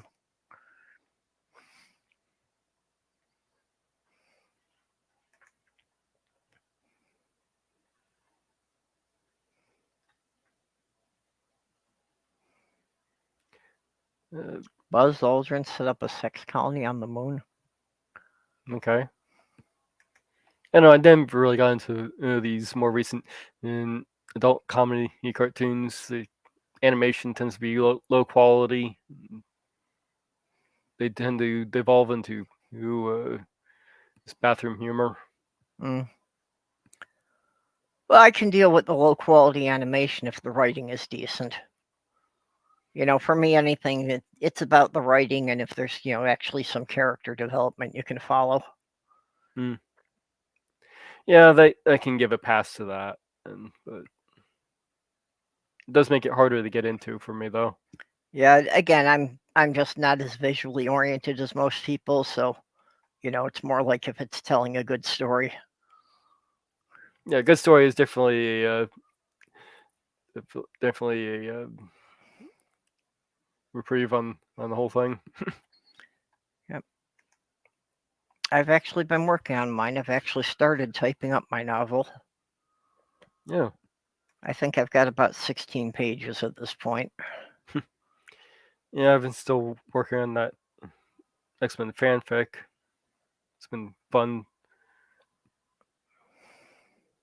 Though I am cheating a little bit. I mean, I'm taking little bits and pieces from the comics to work on it. But that was kind of a point, right, too.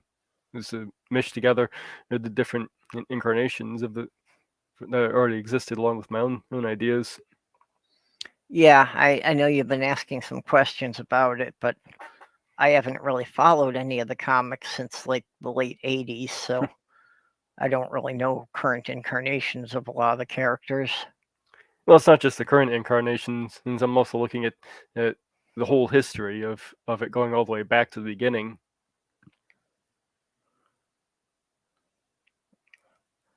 Okay, Porpoise is saying Inside Job was done by the same people who did Gravity Falls. Well, they did tell a good story with Gravity Falls. I gotta give them that. Yeah. Yeah, Gravity Falls was fun, and yeah, it had some interesting mysteries in there. Trying to figure out how it was all going to fit together in the end. Again, the animation with Gravity Falls is kind of turning me off to the show at first. Yeah, if they can, like I said, if they can get a good story going with it, at least. Yeah.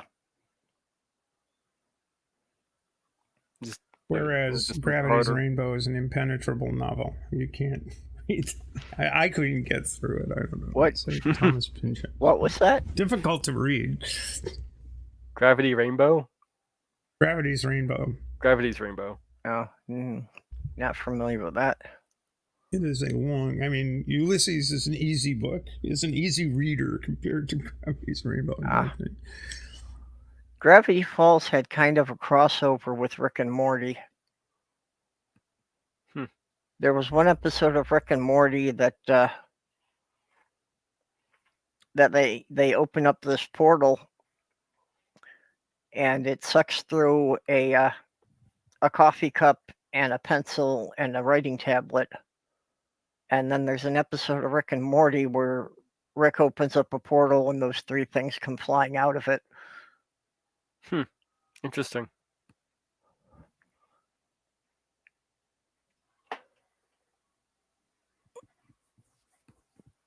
Yeah, there was supposed to be a thing between them and one other cartoon creator that they were putting in little Easter eggs like that. You know, that the shows weren't necessarily connected, but there was one background character who was going to show up in all three of them. That's always fun to do.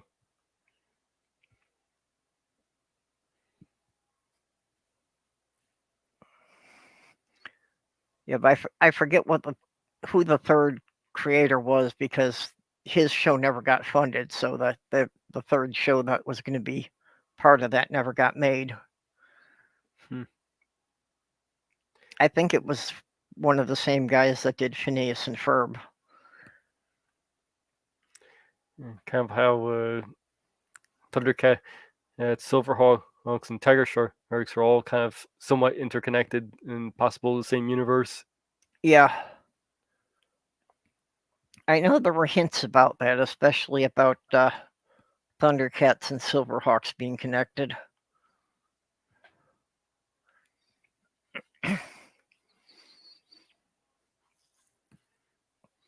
And they did kind of they did end up connecting them in the remake Thundercats series.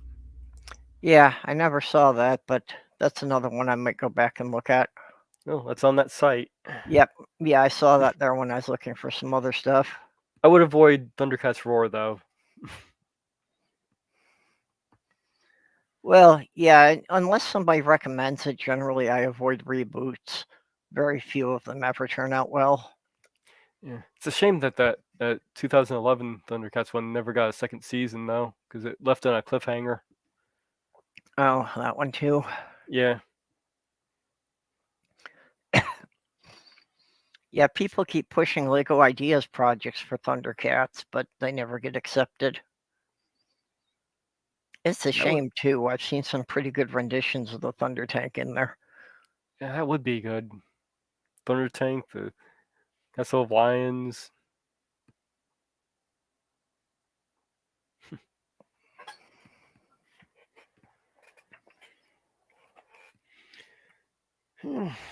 I think there was some licensing problem, because I think that Lego was actually going to do Thundercats at one point, and the licensing agreement fell through, and that's how they wound up doing Chima instead. That makes sense. That originally some of those characters had been designed for being in the Thundercats. I could see that. Yeah, it does make sense, especially when you look at the Lionhead characters.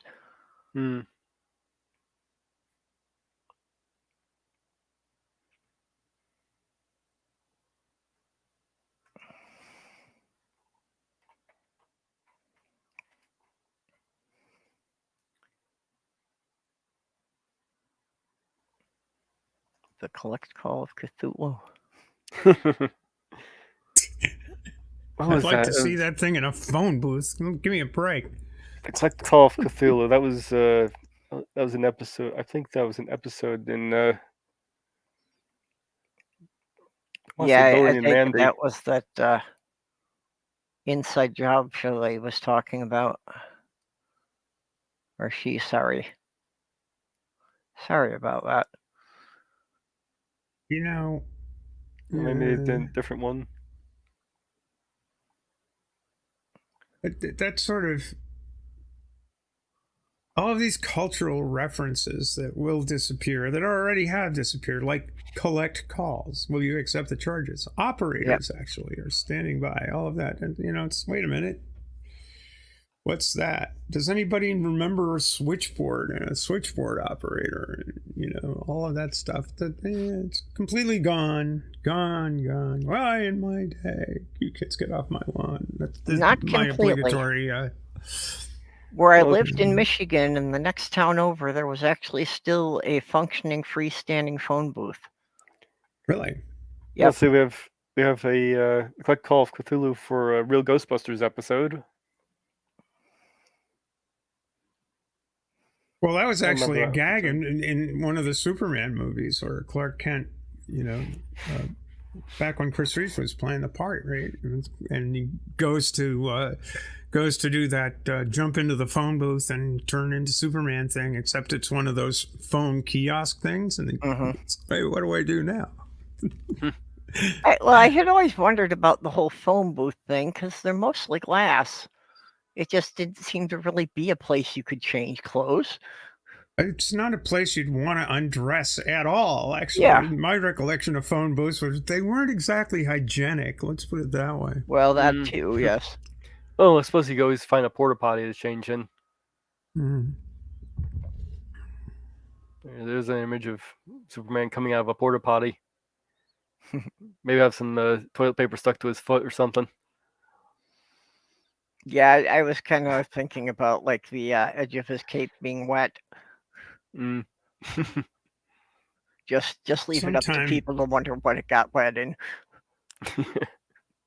Sometime back in the 80s, I was in Antigua for Antigua Sailing Week, and we were staying at this, you could call it a resort, but it was kind of not that any resorts are low budget, but a fairly low budget resort. Anyway, called the Catamaran Club, and there was a bank of phone booths, but one of the a bank of pay phones.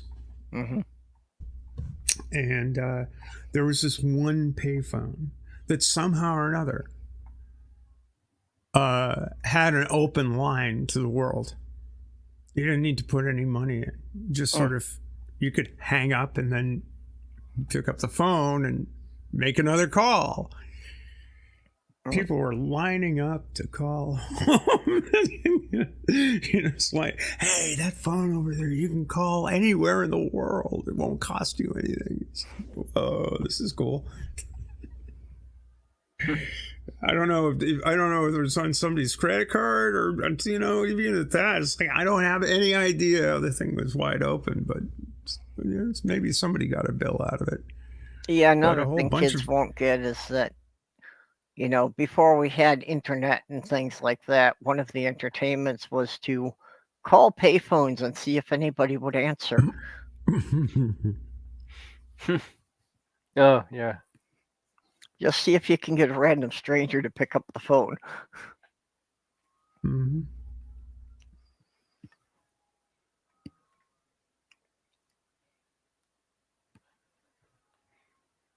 Of course, then they found out that they could hack payphones, that there was just a certain tone you can make into the phone.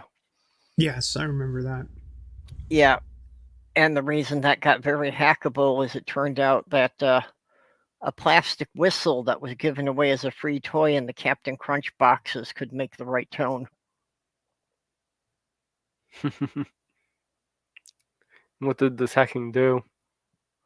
It just let you make phone calls for free. It let the phone think that you had already deposited money.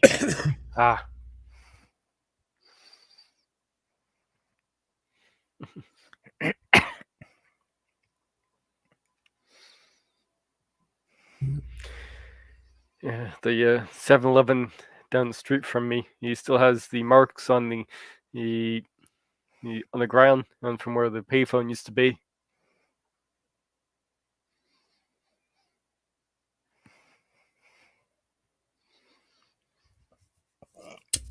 Sometimes it's interesting just to see, the bolt holes in the building and wonder what it was that was there before.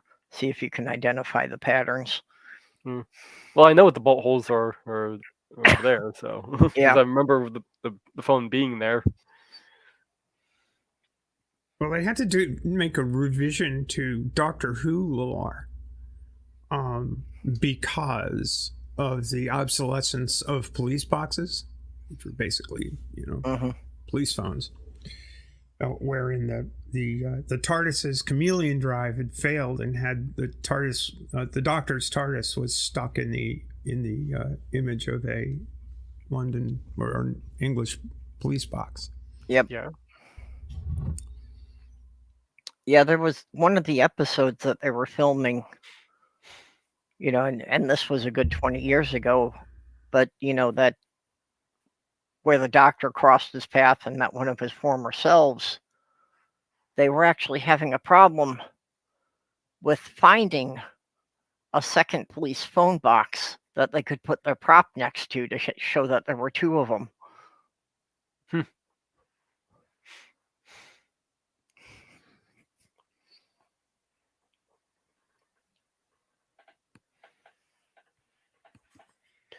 I suppose the current incarnation, you should have it change into a porta potty. In the realm of segues, anybody been keeping up with Glinner going after David Tennant? No, I hadn't heard. How may I further destroy my career? It's going from beloved comic author of beloved TV show to raging transphobe who goes after fucking Doctor Who. What an idiot. Haven't heard. No, I hadn't heard about that either. Yeah, David Tennant wore a t-shirt that was emblazoned with "Leave trans kids alone, you tossers," or something, something like that. And Glinner got all, Glinner decided he'd go crazy with that one. And then his agent called him up and said, we can't represent you any longer because David Tennant's one of our bigger clients. So, yeah, I imagine David Tennant's gonna be bigger than Benya. Yeah.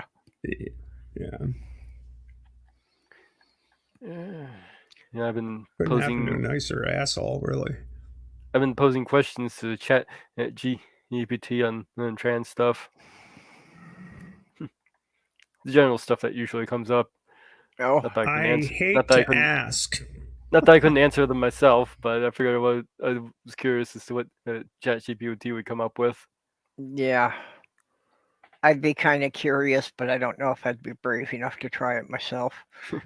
You might be pleasantly surprised, though. Like, for instance, the last one I did was, is a trans woman a woman? And the answer from ChatGPT is, yes, a trans woman is a woman, and gender identity is a deeply felt sense of being male, female, or another gender, and it may or may not align in with the sex assigned at birth. A trans woman is an individual who was assigned male at birth, but identifies and lives as a woman. It goes on. Hey, Yeah. gave a good answer. Okay, that's good. Yeah. That one hasn't turned bigoted. Well, Matt Walsh isn't through with it yet.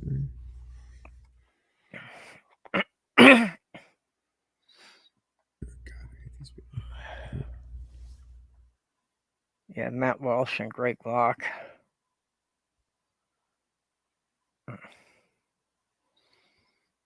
Richard Dawkins.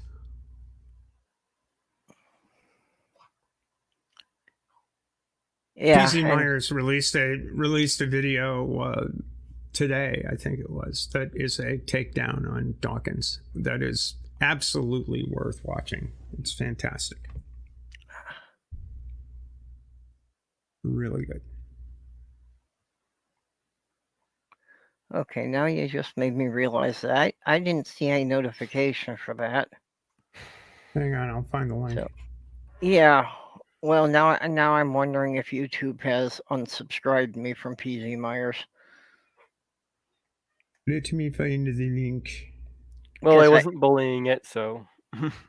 Yeah, I have caught it doing that already. That more than a dozen people I knew I was subscribed to that it had unsubscribed me from. So I did keep wondering if there weren't some that I missed. Well, I shall put link in the live chat. Yep. Well, that's the main reason that basically anybody who's been around here for more than 4 or 5 shows and not caused problems, I'll give them a wrench so they can add their own links in there.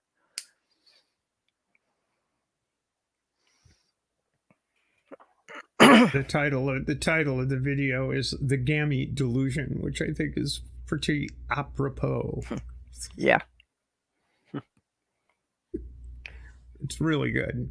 Okay, So- I'll have to put that one on my watch list for later tonight. So was basically Dawkins looking at at sex and ignoring gender or something along those lines.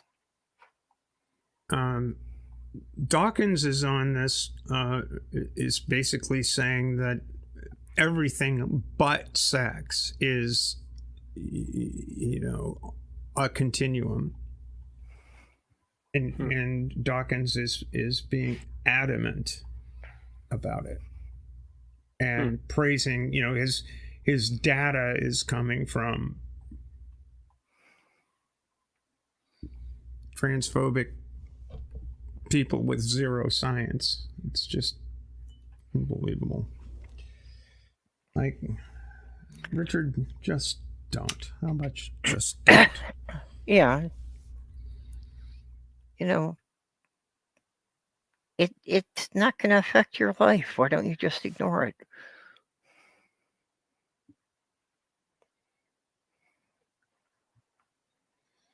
But If we look at the collection of primary and secondary characteristics, and I guess it would be on a continuum as well. Yeah. what is? I mean, you can't really just. A lot of things combine to. Apparently there was no sex before people knew what gametes were. Yep. Well, what you were saying about primary and secondary sex characteristics, one of the drugs I'm on now was actually originally prescribed for cis women who had excessive facial hair. Because that happens to some of them. Yeah, that does. PCOS. Yeah, so they're really. It's pretty hard to find anything, and now I'm missing the word for it, but there is also a condition where men start growing breasts. Yep, that does happen too. Gynecomastia. Thank you. Yeah, I couldn't think of the word You're for it. welcome. Yeah, so it's like, none of these are really exclusively to one gender or the other.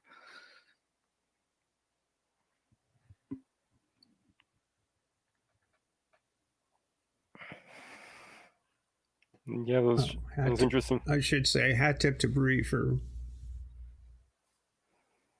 pointing me at PZ Myers vid, because it is really good. It's definitely worth watching. Yeah. Can have all sorts of interesting developments with the genitals as well, with a part penis, part vagina thing. Yep. It gets really weird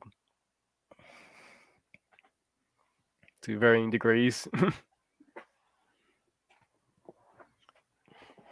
Yeah, conditions happen that there's odd combinations. Oh, but those are just the outliers. We have to ignore those, right? No. Well, I love it when people go, well, that's the exception that proves the rule. It's like, no, it's the exception that utterly decimates the rule. There is no rule. Yeah. Well, and when they're passing these laws against giving people gender affirming care, okay, so does that mean that cis people who are happy being cis can't get care if they develop one of these conditions?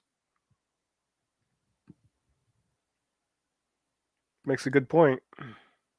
If a man starts developing breasts, can he not get the breast removal? Because that's just affirming that he's a man. It's, making some alterations to make you more comfortable with your physical presentation and make it more carefully aligned with your gender identity. Well, and really, it's all about getting your physical image to align with society's idea of which gender you are. Yeah, and also I think it is also personal. It is personal, but a lot of it just has to do with pretty much what we're indoctrinated as children about, what we associate as being male or female.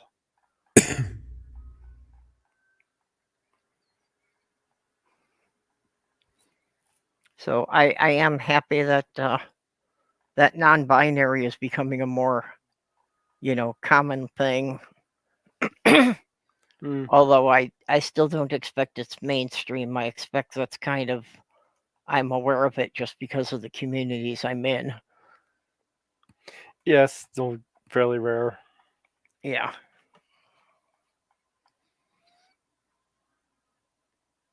But I'd like to see more of that, because it does help emphasize the whole thing about it being on a spectrum, that you do have people that fall somewhere in between and don't fully identify with being either male or female.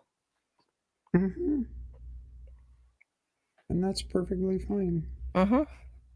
Well, that's what I mean. I'd like to see that be more visible, and just a more general society awareness of it. I kind of wish that some of these non-gendered pronouns had caught on when we're trying to come up with them, because I find in they them to be kind of clunky at times. Yeah. I don't at all, but that's it. The they them's not hard. The neo pronouns are harder for me than they them, because they them is actually perfectly accepted. Yeah, the neo pronouns are only difficult because there's so many of them out there that there hasn't been any standard accepted. Yeah, I think the reason why. Yeah, I think the reason why there's so many out there is we were trying to find something and nothing really stuck. Yeah. Yeah, well, back in the 90s, I really thought that Z-Zer was going to catch on. Yeah, I kind of like that one myself. Yeah, well, I don't find it hard. It took a while, but it is still difficult for me, just because it's often it has been used as a pejorative in the past. What is it? That kind of thing. Which I can see why people would embrace it. Uh-huh. Just out of hey, a great big giant double fingered salute to everybody. Can we get off the whole if it was used as a pejorative or in some negative sense way in the past and it doesn't have that context anymore, or we still have to avoid using it because it had that context in the past thing? I'm seeing that a lot with the left lately. Yeah, well, there are some things that we successfully reclaimed. Gay and queer were both pejoratives at one time.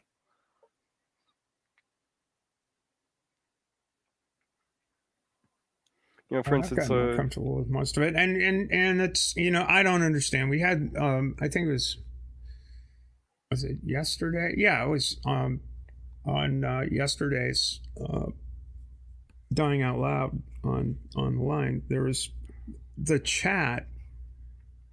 The caller was using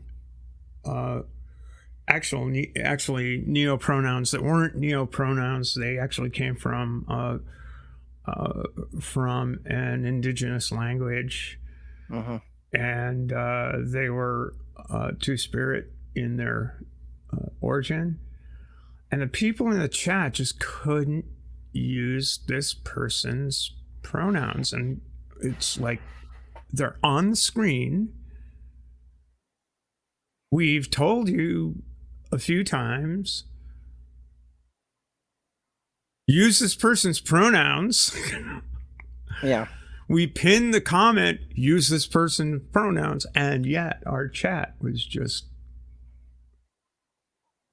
not. And it's like, hey, cut it out. Of course, you get the inevitable, well, I don't understand why it's that big a deal. It's a big deal because the person told you how they wanted to be addressed, and you're going to be an asshole there's about... no excuse for it. Yeah. I can understand, if somebody's been told a couple of times, but it's a brand new word they've never used, I can understand them slipping up more, but if it's right there where they can see it, no.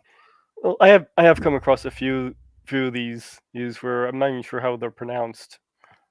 Yeah, I've run into that too. Because they borrow them from different languages, and quite honestly, some of them have been borrowed, strictly from sci-fi or fantasy works. So some of them are literally from languages an author made up.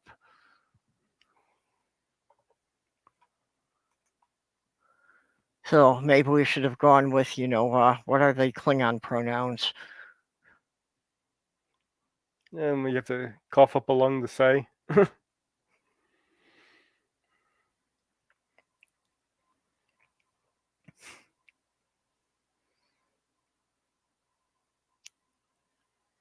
Oh. Boy.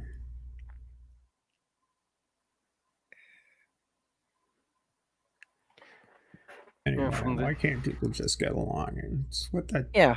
Somebody tells you how they want to be addressed. Why not just do that? It's so much easier than being a jerk about it. Yeah. I had one person here actually mentioned this in the DM group a while back, but I never got around to it. They'll refer... okay, I'll refer you to use whatever pronouns you want to use. We'll use that. But why is it important? And I recognize you. We'll just kind of using you in a general sense. But we'll just kind of, since you have two, we'll just say, why is it important to recognize you as a woman? And,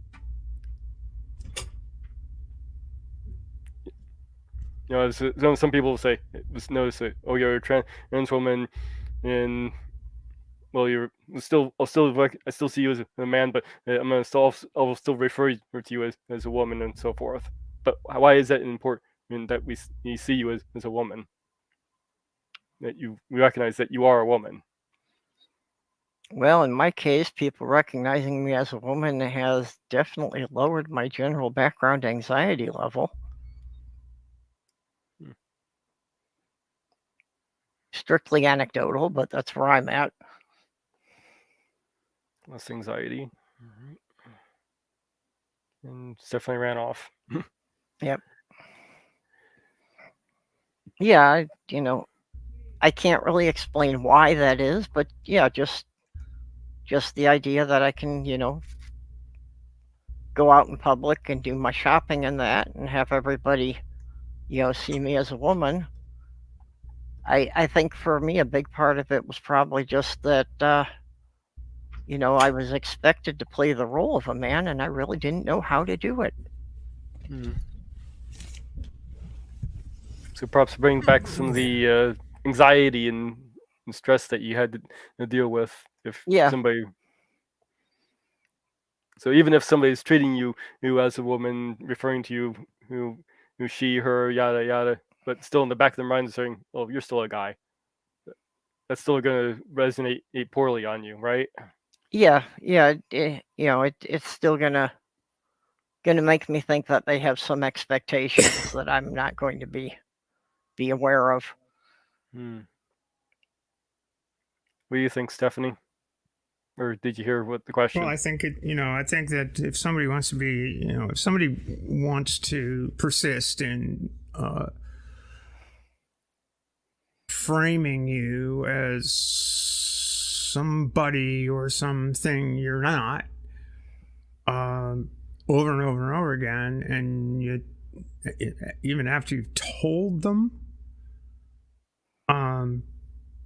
that's a them thing, not a you thing. It's like, that's somebody's going to be insisting that my perception is more important than your own self-perception. That's just being dickish. And there's no need for it. Well, yeah, I'm sorry, go ahead. I thought you were done. I just say, it's just silly. And people, I don't. It's like I don't put up with that crap. I just don't. I don't have the time for it. If you don't want to be, you're not going to learn. People aren't going to learn anything about me if they don't see me. That's like you're not seeing me. Not so seeing how? You. It is really fucking hard to have a conversation with somebody when they don't see you. Yeah. Okay. But I was just thinking that, why should it bother me if you're thinking of me as a man? And my response is just going to be kind of like, okay, why should it bother you if I'm thinking of you as an asshole? Exactly. That's much more succinct than the way I put it. It's like, if you can't extend, just that basic courtesy.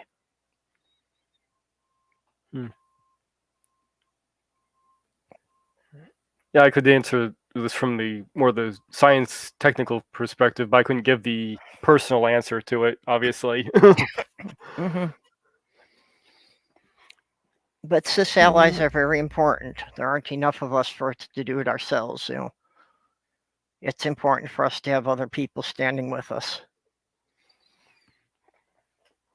That's part of dock and stick. Well, I'll refer to you with the pronouns you ask and the gendering you ask, but don't expect me to believe you actually are what you say you are or who you say you are. Don't expect me to believe that, which means you have, in at least this one particular area, you have no credibility with me, which makes it, again, difficult as fuck to have an honest conversation with someone.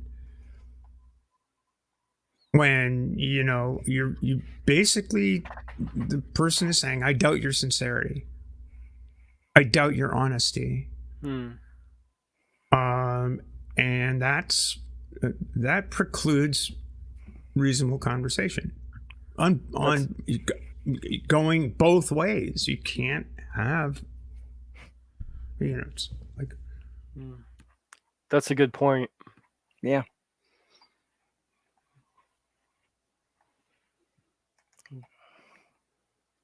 I mean,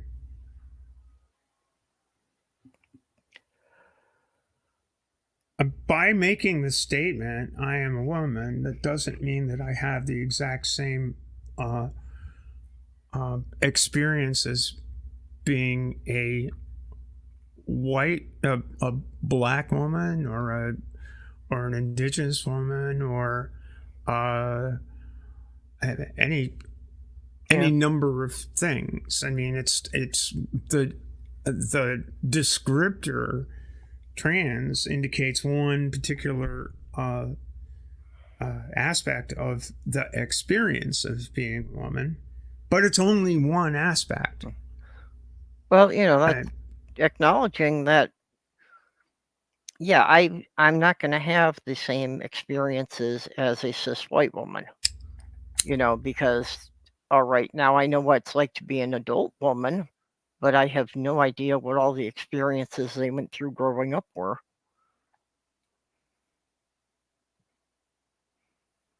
You know, I and I it's don't have any reference. Sorry, Purple. Go ahead. No, I don't have any reference for what it was to be a teenage girl. You know. Correct. I do have a frame of reference for what it was like to be a teenage trans girl. I do have that. Yeah. Which is different. Yeah. It is definitely different. It includes a huge component of disappointment.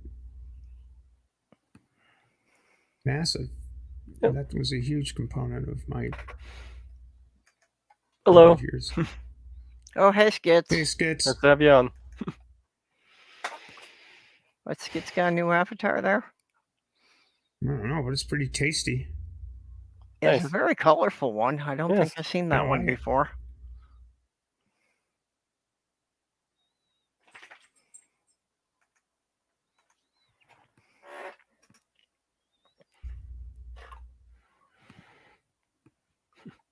I just got snorted at by Molly. Oh, excuse me. Oh, dear. Sammy's happy now. I just gave him a bit of a brushing to calm him down. Yeah, I'll need to give Molly some brushing. I haven't done that this week. That's really Sammy's favorite trait. He's not really motivated by food. I mean, he's got some special treats he likes, but it's not like I can get him to do anything special for him. But yeah, if I just pull out the brush, he gets so excited he'll do anything.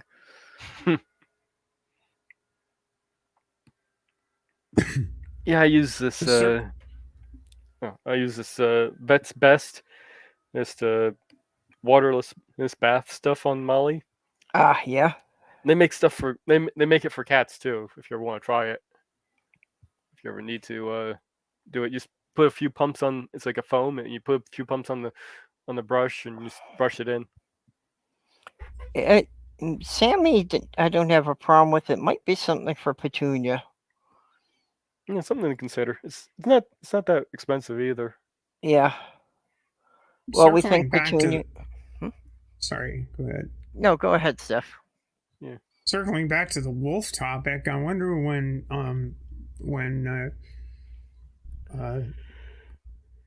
domesticated dogs lost that when you rub their tummy they piss.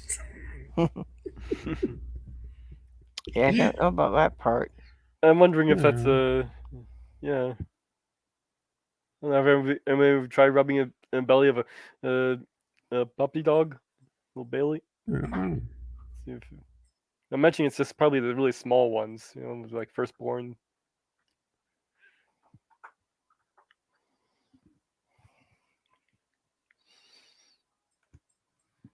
Yeah, I've actually wondered. My personal theory is that humans really wouldn't have, risen to the top of the, to become the apex predators if we didn't have the dogs with us. Because I think if we didn't have the dogs to watch us while we slept, we wouldn't be able to have gotten in the habit of sleeping for several hours at a time. And I think that's been necessary for developing the, more complex brain. It's just a personal theory. I haven't seen any, professional things on it. Oh, newborn puppies cannot eliminate their waste without help. So apparently this is something that newborn pups also have an issue with. Yeah, kittens also. That the mother has to stimulate the kittens.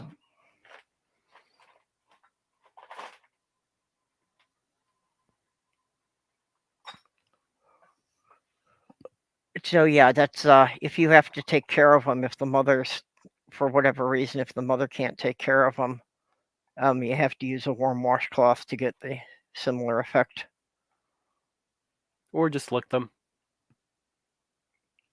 Yeah, no, I'm not licking anything that's not my own species. Not even psychedelic frogs with the DMT. I might try that just once for the experience, but I wouldn't want to make a habit of it.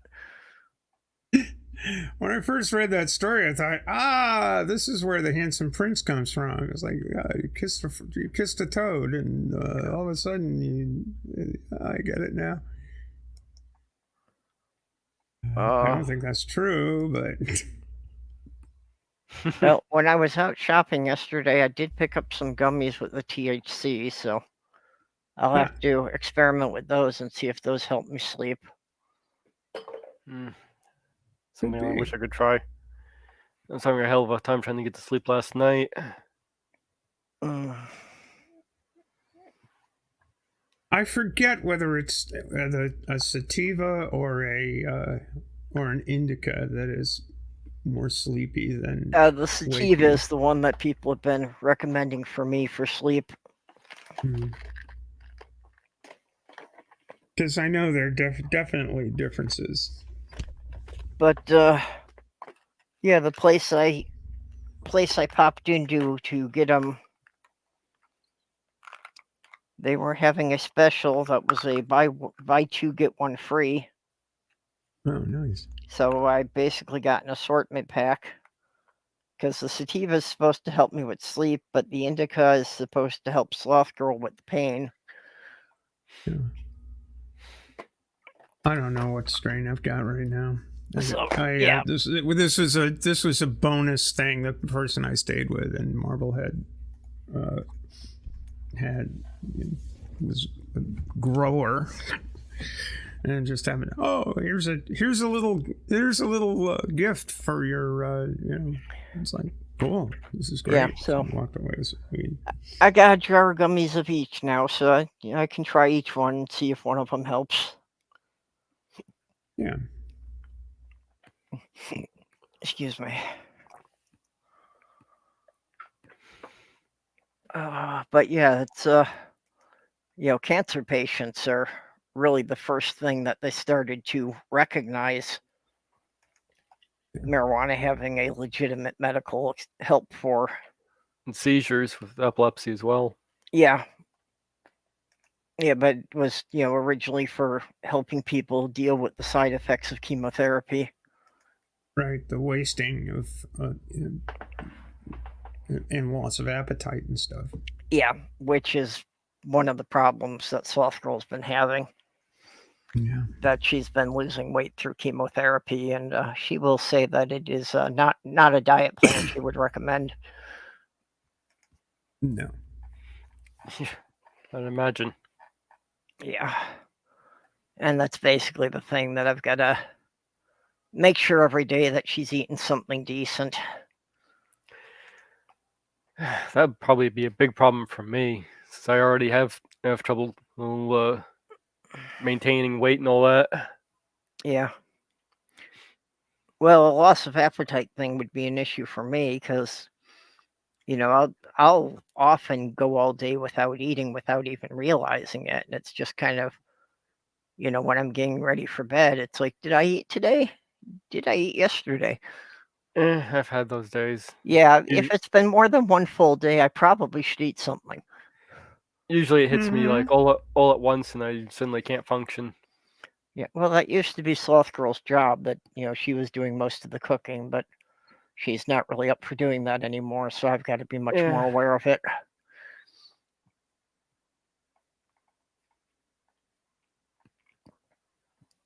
But that used to be our agreement, that she cooked dinner most nights and I took care of doing all the cleanup.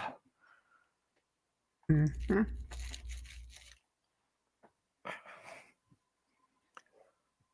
Oh my God. And her son is back, staying this week with her, so. Oh, that's good.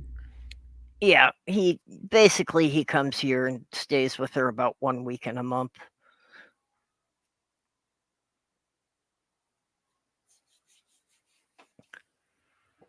Oh. Excuse me. Yeah, I'm really tired myself here.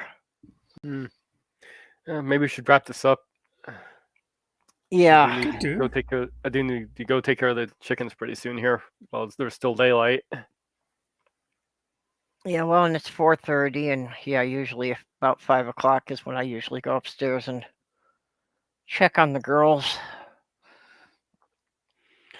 All right, Stephanie, what do you got to shell?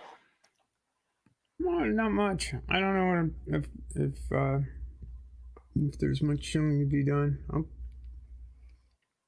hang around a little bit. I'll pop up here and there. Maybe do something on my channel. I'm not sure what. I'm trying to patch it. You're not scheduled on Devious any other plot of some shows nature. doing the transatlantic or anything? Not scheduled on there. Might be doing some stuff with Skeptic Haven coming up.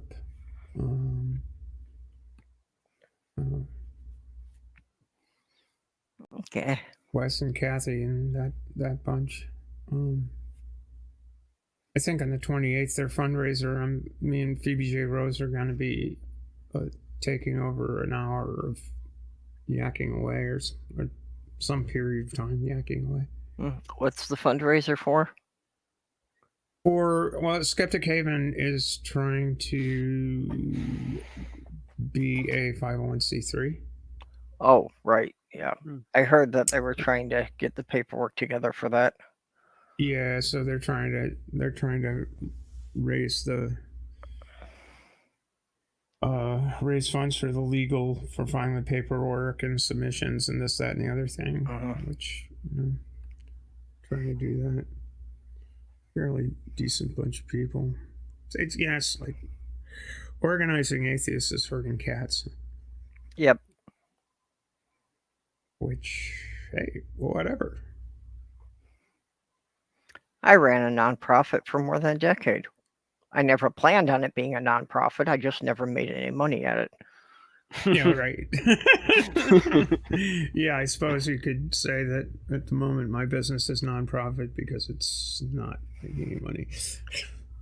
Yeah, my late fiance and I had discussed that one of our problems was that we were usually working for people who had even less money than we did, so we couldn't really charge them our full rates.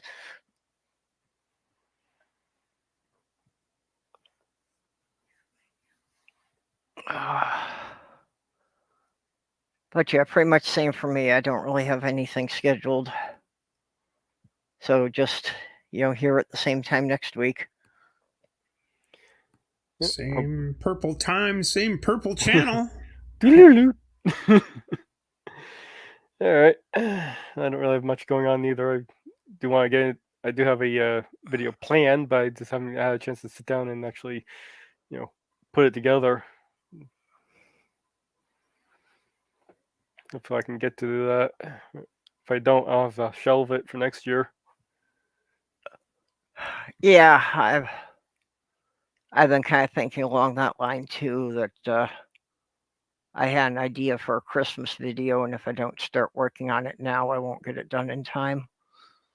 I'm having trouble getting videos out lately on my channel for some reason. Other things coming up, Yeah. All right. I get inspired every now and again just to see something go on. I might do something on PZ Myers thing, just a quick take on that, because it is really good. Really good. I'll have to watch that later. I've got half-finished scripts for like a dozen videos, and it's like, I can do the scripts, but somehow I never get around to filming them. Yeah, I've got a few laying around too that I need to finish up or actually get out. All right, well, I guess that's what's going on for everybody. So okay, we're done. Well, yep, we'll see you all next week then. All right, bye. See you in the funny papers. Bye-bye.